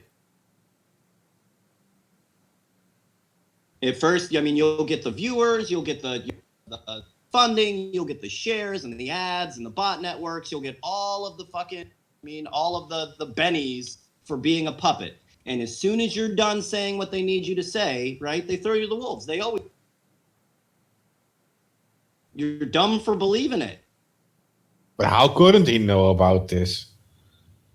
I'm being in the activist world for so long with the whole we are changing all these things. You have to know about this. Well, and his family works inside of the system. Like, he knew all of this shit. I think that the money, right? You saw he went from being Alex Jones, right, at the forefront of the resistance to Alex Jones giving a live stream in his hot tub, right? Alex Jones sitting in front of his new $1 million mansion, Jones driving around in his car. It went from being about the resistance to being about selling. You heard how he went to the gun protest, right? He drove an armored car up there with a loudspeaker. To Virginia? Yeah. He had an armored car with a loudspeaker on top. Okay. Oh, let me see if I can find the article. Excuse me. Sorry about that. Yeah, I mean, I guess he's in the position where caught.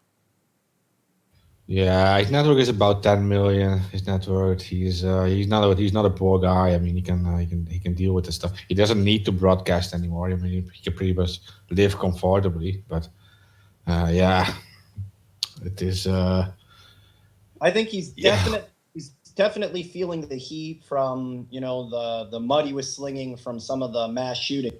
And I could have told you that. I've said it a million. Never get sucked into one of these false flags, right? It doesn't matter if 10 of them are real and one of them is flag. You're never going to win that battle, right? It's much smarter to say our government does false flags and we need to stop that. Of course. Right, but if you get bogged down in which one is a false flag and how many, they will put, like I said, they will add things, right? That everything was real in here and they put a little blood somewhere, made something not look right, or have a crisis actor there specifically to discredit you. The action actually happened. The shooting actually happened. Those people were actually murdered. That was actual pain, right? But they put one crisis actor in there, right, for the only reason that it discredited everybody that was talking about false flag. It was done on purpose, and you were stupid for getting sucked into that. Once you know your government does false flags, that's enough. That's as far as you need to go down that road. And your goal needs to be to make laws specifically to stop the government from doing false flag. Because if they have the ability, and it's not stated specifically in law that they cannot do it, they will. And you don't never have to talk about which one, how many, what the situation, whether this was right or doesn't matter. The fact that your government has the ability to do false flags and a history of doing false flags is more than enough. Yeah, it is. But that is like that's why he needed to make like a choice, like either do the entertainment or do like the in-depth analysis. And if you do the in-depth analysis, you have to stay calm and you have to just explain everything, like how it works. You have think about the whole gay frogs thing, right? He was like attacked so bad for that, everyone was laughing at him and stuff. But actually, what he said was not so weird at all, because they use chemicals as in prison systems for like reduce sexual behavior. There are certain hormones that fuck with your with your body and that make you like I don't want to say it makes you a homosexual. That's weird to say, but there are hormones that disturb your testosterone and all these things. You can actually explain some things about this. You have also the mass fluoridation programs, which are also not very healthy for people. So, yeah, you have a lot. About was a chemical called altrazine. Hold on, let me get this right. But ATRAZIN. You might have to look it up. I'm pretty sure that's how it's spelled. And he's right that this is an additive that they put in.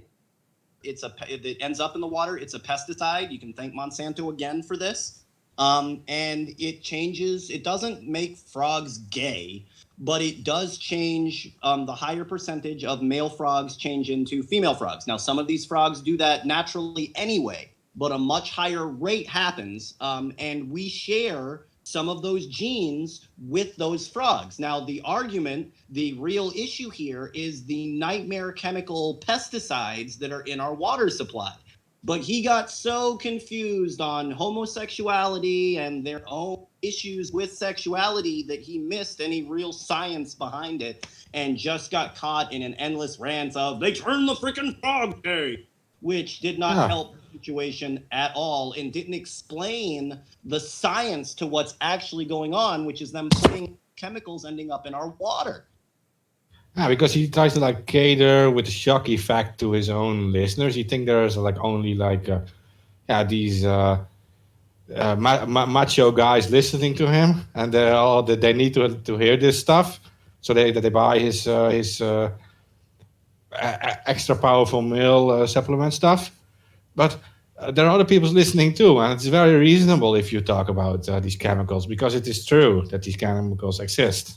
And like you're saying, it increases the number of frogs turning into females. Yeah. But there is also other stuff that messes with your sexuality, like gives you less urge to have sex and all these things. This all exists. Well, and even with that, when frogs, it might have that byproduct. It may cause the frogs to have to change sexes. In your DNA, it may cause a higher violence. It may cause a higher rate of cancers. It may cause brain disorders. It may be one of the causes for the the rise in childhood mental illnesses that are really plaguing our country right now. And they don't have a good reason on what's causing it. But then when you say, hey, maybe it's those weird pesticides that you're putting in all of our water, you can't have that conversation because Alex Jones is jumping up and down and screaming about male vitality, right? You never are able to have. Hold on. I just came back and all I hear is Alex Jones jumping around screaming about male vitality. That's what he does. Isn't that his thing? But you also know about the whole gay bomb thing, right, Terrence? It was in 1994 by the United States. Yeah. It's a real thing. This is a bomb that was tested that works. And what it does is it's got pheromones in it. It's called the love bomb or the gay bomb. And it's got a huge amount of pheromones in it. And they drop this bomb over, and it does. It causes you to be more euphoric, to love your neighbor a lot more. Now, it doesn't, like, you're not brainwashed, right? But it does, where people are on that, like, road to violence, you would make the other decision. You're still going to pull the trigger because you hated, somebody, their religious views, right? You're still going to do that. But if you're a government looking for peace, your chances of coming out of a peace talk are much more likely with this bomb. They quit using it altogether. It was the scariest thing they could imagine, a peace bomb. Yeah, just so people know that we are not actually talking bullshit or randomly think that this actually comes from the BBC, but it is released by the Sunshine Project, which is an organization that does research into chemical and biological weapons. And it was actually called the Love Bomb, and it was like it had, like what you said, it had this stuff in it that would have enemy lines, have sexual and homosexual behavior. It was actually used it was created in 1994, but they do say it was never developed any further. But found a bomb that made people love each other. They will never develop. Never. Ecstasy. Just give them a whole bunch of ecstasy. Well, they tested a THC bomb. I forget what it's actually called. Where basically it would just make everybody high. I'm serious. I can't remember what it was called. Like, it's not THC. It's something else. It's something stronger. That's with some of these, with any of these wars, is that the worst thing that could happen is that the people that you're fighting demand peace. That's what really scares them. If you were an alien race, right, and you destroy the human system, right, all you'd have to do would be to give everybody free food. Right? Free medicine. It would undermine every single government on the planet if the aliens introduced a shot that made everyone healthy. Where this current, virus where you just stayed healthy, it would undermine the whole system. If everybody had food, it would undermine the whole system, right? The scariest thing to these people is peace. Yeah. Right? As an end to famine, as an end to death, they make all of their money off. The thing that they fear the most is not buying into that human misery. Yeah. I think every society across the globe is just a test, a petri dish for, you know, different scientific studies, to be honest, man. I think every town, every city Big is ass Dulce. just a big old petri dish, man. A big old Dulce. Yeah, big old Dulce. I'd like to give to really thank everybody that's listening and everybody that's on our page that has messaged us and given support about our Anon Down. It's really heartwarming to see in such a short amount of time the out of support and thanks and prayers and to the family and to those that knew him. I'm really impressed. Thank you so much. We are all really hurting because of this, and seeing so many people that are replying. Buffalo Woman, thank you. That are responding to this. It really doesn't dull the pain, but it is inspirational to see so many standing with us. Thank you. I don't know how to word it, guys. I'm sorry. I'm not good at this. There's some emotion involved that I'm just not good at it. But thank you all so much.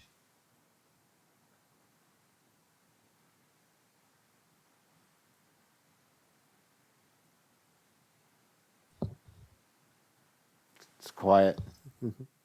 Yeah, but it is true. Like I also posted about it. Like many of us all like we fight with each other and stuff all the time. Like this is normal in Anonymous, right? But we are all doing our best for the same thing, and we are kind of all having the same idea. We're using the same idea. We all feel united as Anonymous, and we are kind of like a family then, because we are together for like so many years already. And in this case, Team 7 has been around like forever. And some of us are here for a few years. Some of us are here for 10 years or longer. And always you come like online or whatever, and the same people are always there again. Even though they use like anonymous names or whatever, we talk with each other. Yeah. Some people return. And the thing is, people return in different aliases all the time. I got people coming back from years ago just saying, "Hey, what's up?" Giving me an alias saying, "Remember me," even though you're not supposed to do that, right? I mean, some people do it to certain ends. Like, I'm pretty fucking public. Everybody's aware I'm not a fucking Fed. I'm busting my ass for journalism. So there's a trust level there, at least for some Annans with me. It's always been that way too. Like I've made fucking tons of friends, man, over the years, and people just come back and they say, "What's up? It's me." And then all of a sudden I see them fucking hacking some shit, and I'm like, "Yep, yeah, that's them." Or you'll see, with us, you'll see some of the code, or you'll see an op, and it'll be a new name, be someone taking credit for for something that went down. And oh no, I know who did this. Yeah, and they don't know that after like so many years, we kind of all know each other, right? Even if we know each other by our fake names or whatever, we do all kind of like know each other. We kind of like know the community. Yeah. And we are kind of like family with that. Like, yeah. People will get on the wrong side of that. There is disagreements and arguments, and people sit on wildly different sides of the political spectrum. And a bot or an agency will come in and attack one of us, and they expect it to, everybody to turn on them, and immediately you turn on them like would someone attacking. No, I said they were a jackass. You don't ever, you know what I mean? Like you and me, like immediately turn on them, or you'll ask help that, I'm being attacked by this person or that. And I mean, I think of that, there's a meme going around, see the Knights of the Round Table, and they're all different knights, from different walks of life, and there'll be, an issue they come together on. And I see that, people will be fighting with you or disagreement on, and as soon as their sword, as soon as you need someone to have your back, they not only have your back, they are fighting hard, right? To protect what we all hold dear, the freedom of the internet, our anonymity, the information, things. period. Yeah, it's amazing to times, as much as it's heartbreaking to see some of the squabbling and fighting, it's amazing to see that when they do come together, the force that is behind that unity. And I don't think people really, sometimes they get distracted in the arguments on the outside and don't realize how united Anons really are. Yeah, because at this point, like, of course, we all randomly fight each other and stuff, like these small little fights. But to coming from the outside now, at this point in time, and like putting your finger in the beehive at this point in time is really not a good idea. Like, everyone has been around for so long now that's there's far more unity now than there was, let's say, 10 years ago. So I really am impressed at how long some Anons can go without talking to each other, and then say, hey, what's up? And you're right back. It is a good feeling. It really like is. nothing happened, right? And it's like almost like, oh, this is years ago, but it's like it happened like last week. Yeah. Then you'll come into it and you're like, oh man, I haven't talked forever. I haven't talked to you forever. Still fighting the system? Yep. All right, let's do this. You got that thing I sent you? Yeah. You always know like who is like designing stuff or whatever, who is doing this, who is doing that. Kind of like know it after a while. I won't mention their names on here. There's no point. But there's even a couple of people that I don't get along with at all. We can't stand each other, right? But you'll see them, and I love them attacking one of my enemies. You'll see their posts. You're like, oh, you guys have stepped in it now. Yeah. Yeah, I know that's why I said, like, coming from the outside now and then now attacking like Anonymous is like really bad. You remember that like 2 weeks ago or something, we were like fighting all these bots, and then you saw it, like how people randomly came together. Yeah, you messed up. Yeah, that was all of us. That was comical. I mean, those bots were fucking blatant.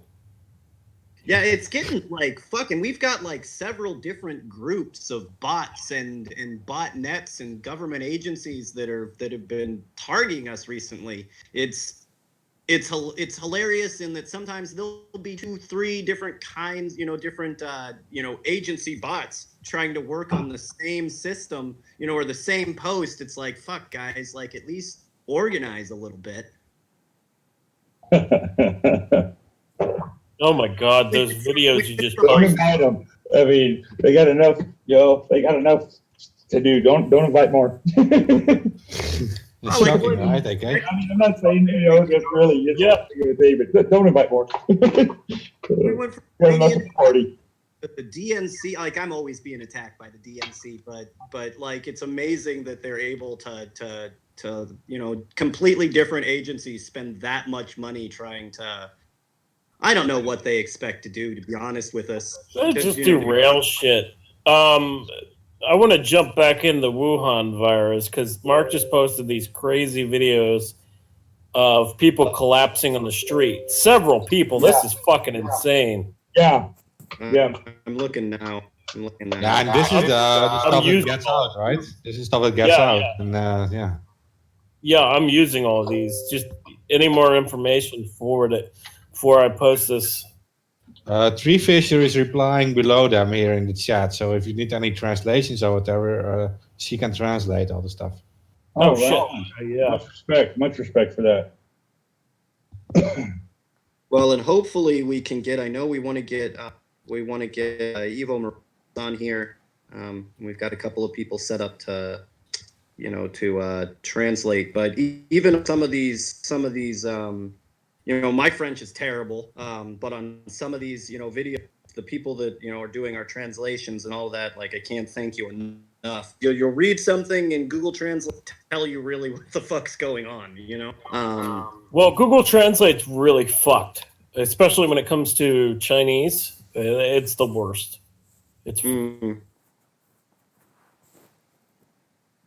I'm seeing some of the Chinese patients. Wow, this is really. Yeah, I got that ban.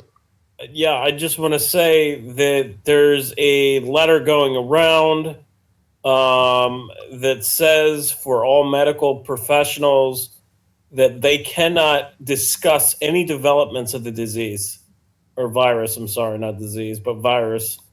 So what the Three Fisher is saying that this is what you wanted the translation is that the virus triggered an epidemic is not a coronavirus, but it's something else, and is not in the list in our official report. This is a very aggressive virus. Mine is not the coronavirus. The numbers are only covering the coronavirus. Mine is another type of viral pneumonia. So they're saying there are multiple viruses. And I wouldn't be surprised. We've seen some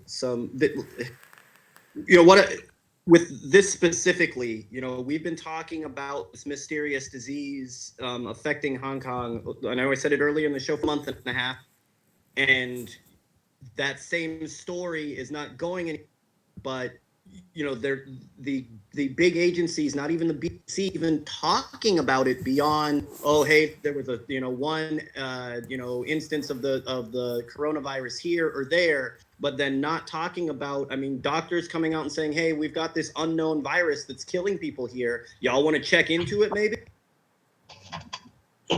Here a while back, I got onto ResearchGate. And I was reading some of these research articles that are on it, man, and I can't get back into the site anymore. But there's some phenomenal just articles, viruses, this, that, you name it. And I've been trying to get back into the site, and they won't let me set up an account for some reason. You have to be like a published researcher, I guess maybe a published journalist. So they're kind of real shady about how you can get into the site. But man, I would encourage any of y'all that care to read some really crazy. Or can get in. Yeah, or can get in. You'll be amazed at the trove of just research papers, man, over so many different, subjects. So. Well, we've got I went through and did all, sorry, go ahead. We've got we've got actual media credentials and all of that stuff. So send us the links and I'll see if I can't use credentials to get in.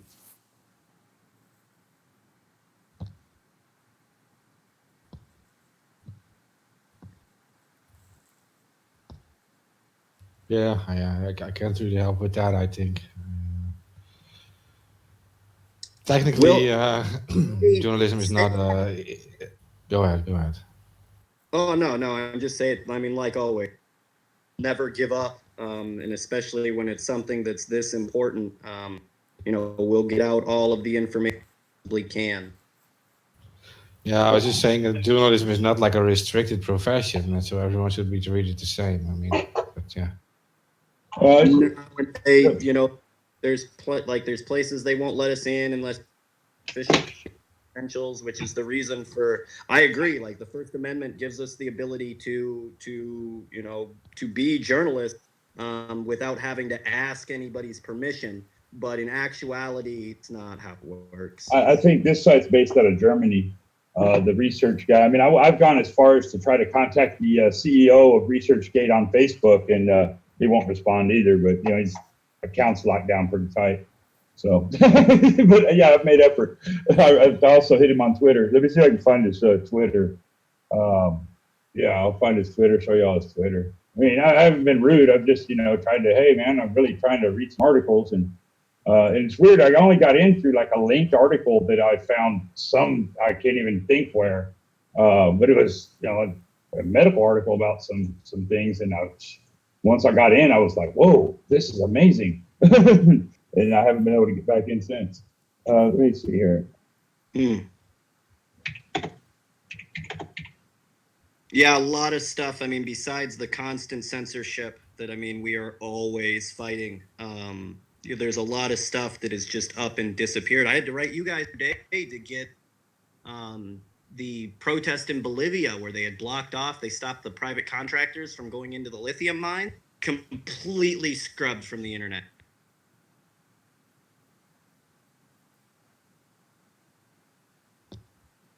So like we're dealing, you know what, we have to constantly re-up things, keep information going out, because they'll wait a couple of weeks and then you just won't be able to find the information again.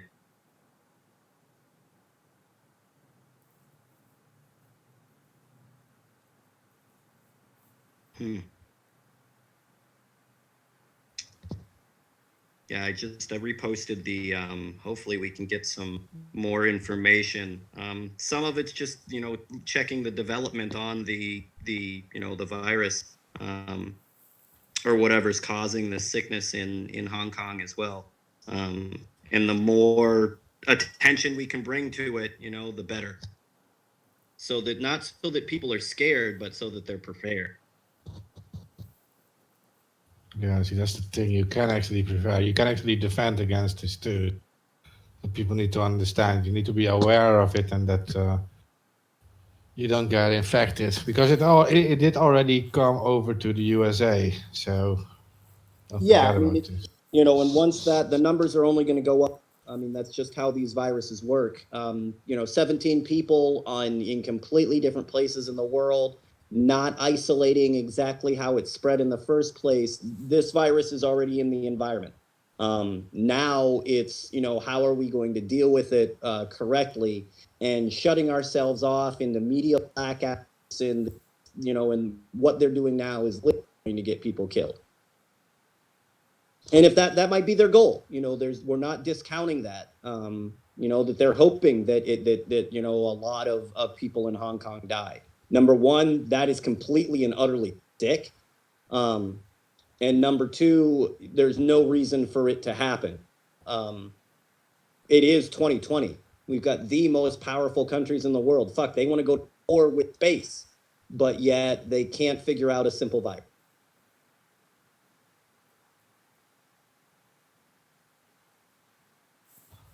Now this specific virus doesn't have like the fatality rate for that, I think, but it could still, this could be it. It can mutate too, and it could be it. But if it's true that there's actually also like a second virus or more viruses which are even like more aggressive, that's what that post said. Yeah, that's what that post said, and that post is actually from RFA Chinese, which I think is a Chinese media organization, if I'm not mistaken.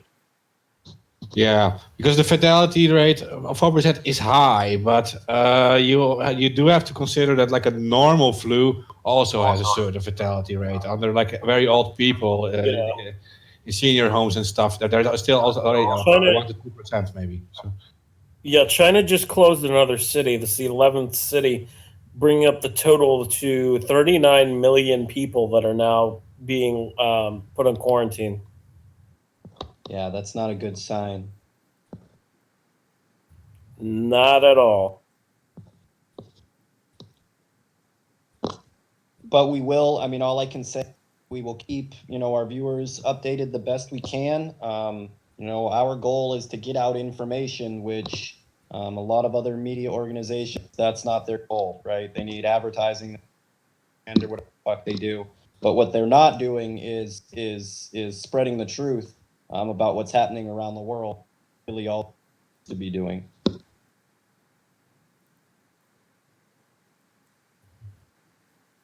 But we will keep you guys updated the best we can, and having you know, the other panel members being able to translate from Chinese is such a win, because we can get the information like so hard.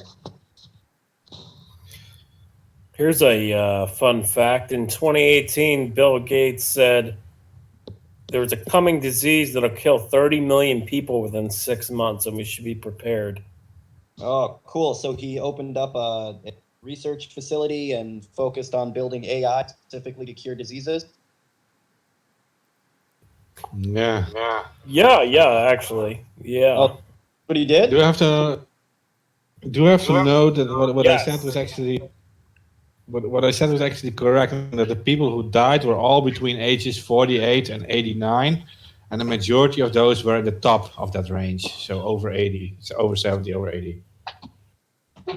Wow. So yeah, it kills pretty much the weak people. That's not good at all.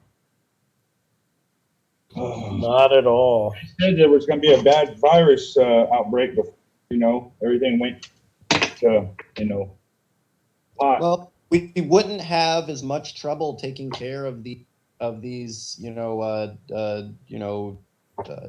disasters and diseases if we weren't fighting the man-made disasters and diseases. Yeah, and the World Health Organization declares doesn't declare it an emergency yet. They refuse to do so, but they do say that it doesn't mean they're not taking it seriously. That is on the contrary, they say, but it's just. There was an emergency meeting earlier today in Geneva. I think it was in Switzerland. Yeah, but they declined to call it an emergency. They said that it hasn't reached that level yet. It's like, oh, yet. Okay, so is there a reason why we gotta wait for it to, reach that level? Like, Yeah, because it is not just China, because there are also cases in Japan, South Korea, Taiwan, Vietnam, Singapore, Thailand, and the USA. So it is not just China. We're talking about a lot of different countries. Australia too, Japan, fucking Japan. Singapore. Well, I heard. I those think there's like numbers at least 10 countries, man. Like I really think it's like 10 countries by now. So it's like, when are you going to call that a emergency? When we reach 50? Like, yeah, look at Ebola. They waited until that was, almost it went past an emergency because they, same thing. Like, you waited until people were sick, and now you're gonna act like you're running around and you have to do something about it. Do something about it now. Don't wait. Is the World Health Organization something else? Yeah.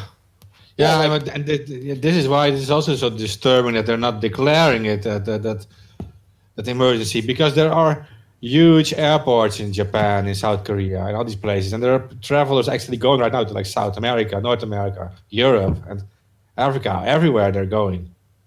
So you have to declare it an emergency, even with just one case. It is like a, yeah. Yeah, it just seems like them, like, you guys busy or something? It's like, am I missing something? Like, this should be your only job to begin with. Yeah, at least give some hope that the Chinese are like literally quarantining entire cities. I mean, they are responding to it. Yeah, and they're somehow. things like, oh, well, we're not sure if we should call it an emergency yet. Okay, that's, I guess, one thing. Do you have all of your researchers currently working on getting us a vaccine like yesterday? Well, no, we have to wait. NHS, NIH is saying that it'll take 3 months to get a vaccine. Better get on that. Like, don't wait. I think they probably already have one or several. Just, got to have time for it to spread so that they can treat more people. And I don't know. I would hope not, but, It was like, no, it's coming. Don't wait. Just fix it now. Well, we need to make sure, we don't have enough funds to make the vaccine. Okay, go. Get the fuck out of here. Why are you talking? Go make the vaccine. China and France are building a biosafety laboratory in Wuhan for basic research on infectious viruses, including Ebola. French ambassador, August 2014. Wow. Yeah. So not only, okay, So this, I think that this is I don't think it's connected to snakes. I think that this is connected to that laboratory. That's not a fucking coincidence, man. They built a lab. They built a lab in Wuhan, the same spot where it started. Like, come on. Yeah, okay. To be fair, Wuhan is like one of the largest cities in the world.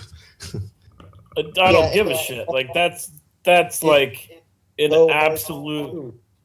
Like that's the deal. Like that coincidence. Conspiracy theory. Tinfoil hat. Conspiracy theory.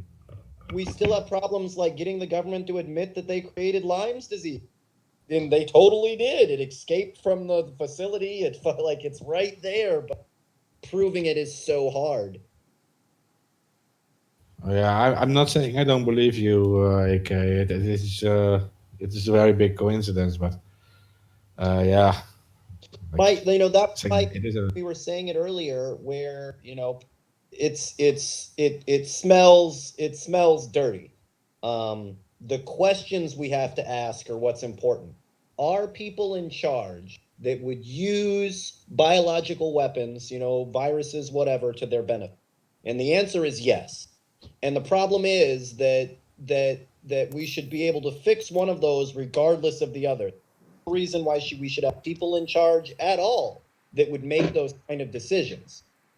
Right? And until we get them out of the system, we can't really function correctly, because that there's people in suits somewhere that are trying to fucking poison you. And there are. So true. So true. But I mean, the best that we can do is just keep everybody informed and of what's going on on the ground, so that the people that are involved can't get away with it. That the world doesn't turn away or look away. And in this case, I kind of feel like it's a little bit of our duty to keep people informed, being that the government is not. I think Trump was asked about it, and he said, it's okay. Where then they're coming out and saying it'll take us 3 months to make a vaccine. That is not under control. That's the opposite of under control. Yeah, right. Yeah. Trump's fucking statement, man. Basically, it's like, oh well, it's under control. Oh yeah, it's only one guy. Now it's turned into more. Like, I used to check his Twitter for humorous reasons. Funny. I haven't checked it, and I couldn't tell you how long. I mean, I don't even. He's just sad, man. I don't even find him humorous anymore. I think you described it the best. Like, you read it, you looking at Twitter in general, and you feel like, okay, I'm living in bizarro world. Yeah.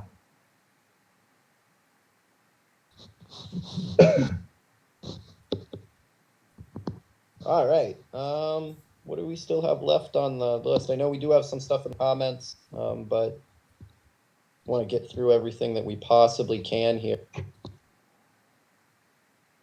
you want to talk about Greta Thunberg? We only have like 3 minutes, dude. Yeah, no. 3 minutes. Greta, run, get away from Soros while you can. Run. Back to school. Yeah, sorry. I just want to say, I support the whole fight against climate change and destroying the climate and stuff, right? But that whole thing about striking endlessly and asking for more taxes is not going to solve anything. That's just my personal opinion. Yeah, it's just another way for them to profit off of us all again. It really is more. And it's sad people don't see it. Once Soros was involved, it immediately became a money-making scheme. That's the truth. Like, that dude does nothing if it doesn't. Like, the worst. That's what I said. Blink twice if you're being held against your will. But nah, Greta, run. We'll a good spot on the reservation. We'll hide you out. Just go.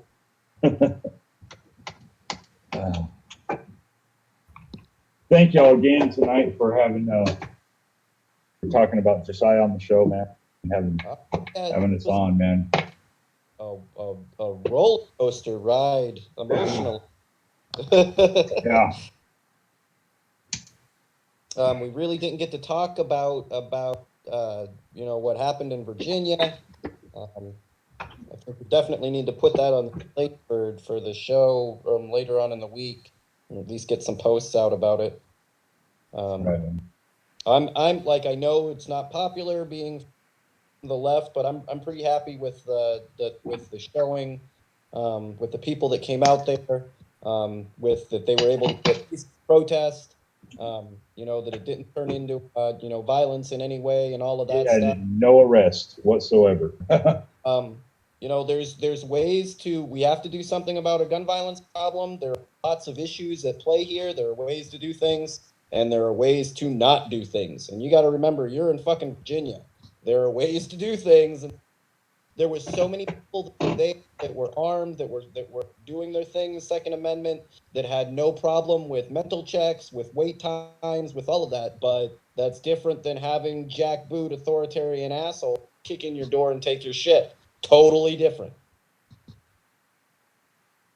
So yeah, I'm very, I'm happy the people that did go out and do it right, that did have with how the Second Amendment rights were being handled, and that they were nonviolent, which is exactly what they needed to do to get support. Yeah, I don't agree with a lot of them on the subject, but I think that went the right way, and they made their voices heard. And just think, if there was just less corruption, we wouldn't be in this situation. Yeah, they turned it into a game. Like I said, so many that value their Second Amendment rights say, yeah, of course you don't need to be able to walk into a show and walk out with a piece the next day. Kids commit suicide. You need some wait times. Nobody has a problem with that. Nobody, plenty of them are like, we need real health care so that mental health issues can get taken care of. That's another one that's top on the list. And yeah, the Democrats did everything they possibly can to fuck up that conversation and get anything that meaningful done. But in that situation, I was definitely happy with the way that they handled themselves.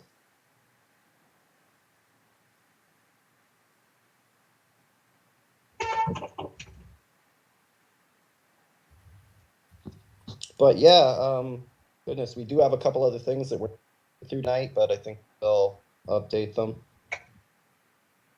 The whole Asia thing with the whole virus. I probably will talk about it on Sunday, and we do the Asia special. I mean, they probably know more about it.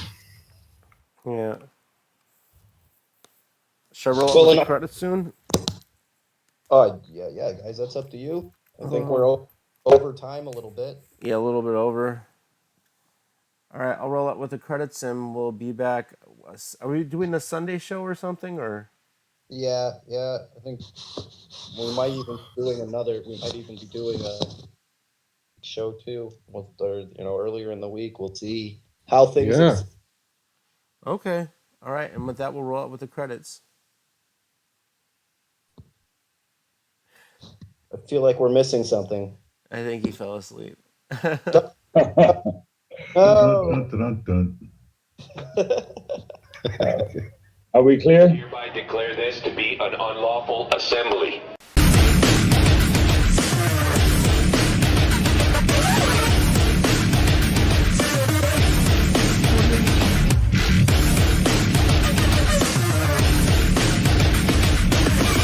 I order all those assembled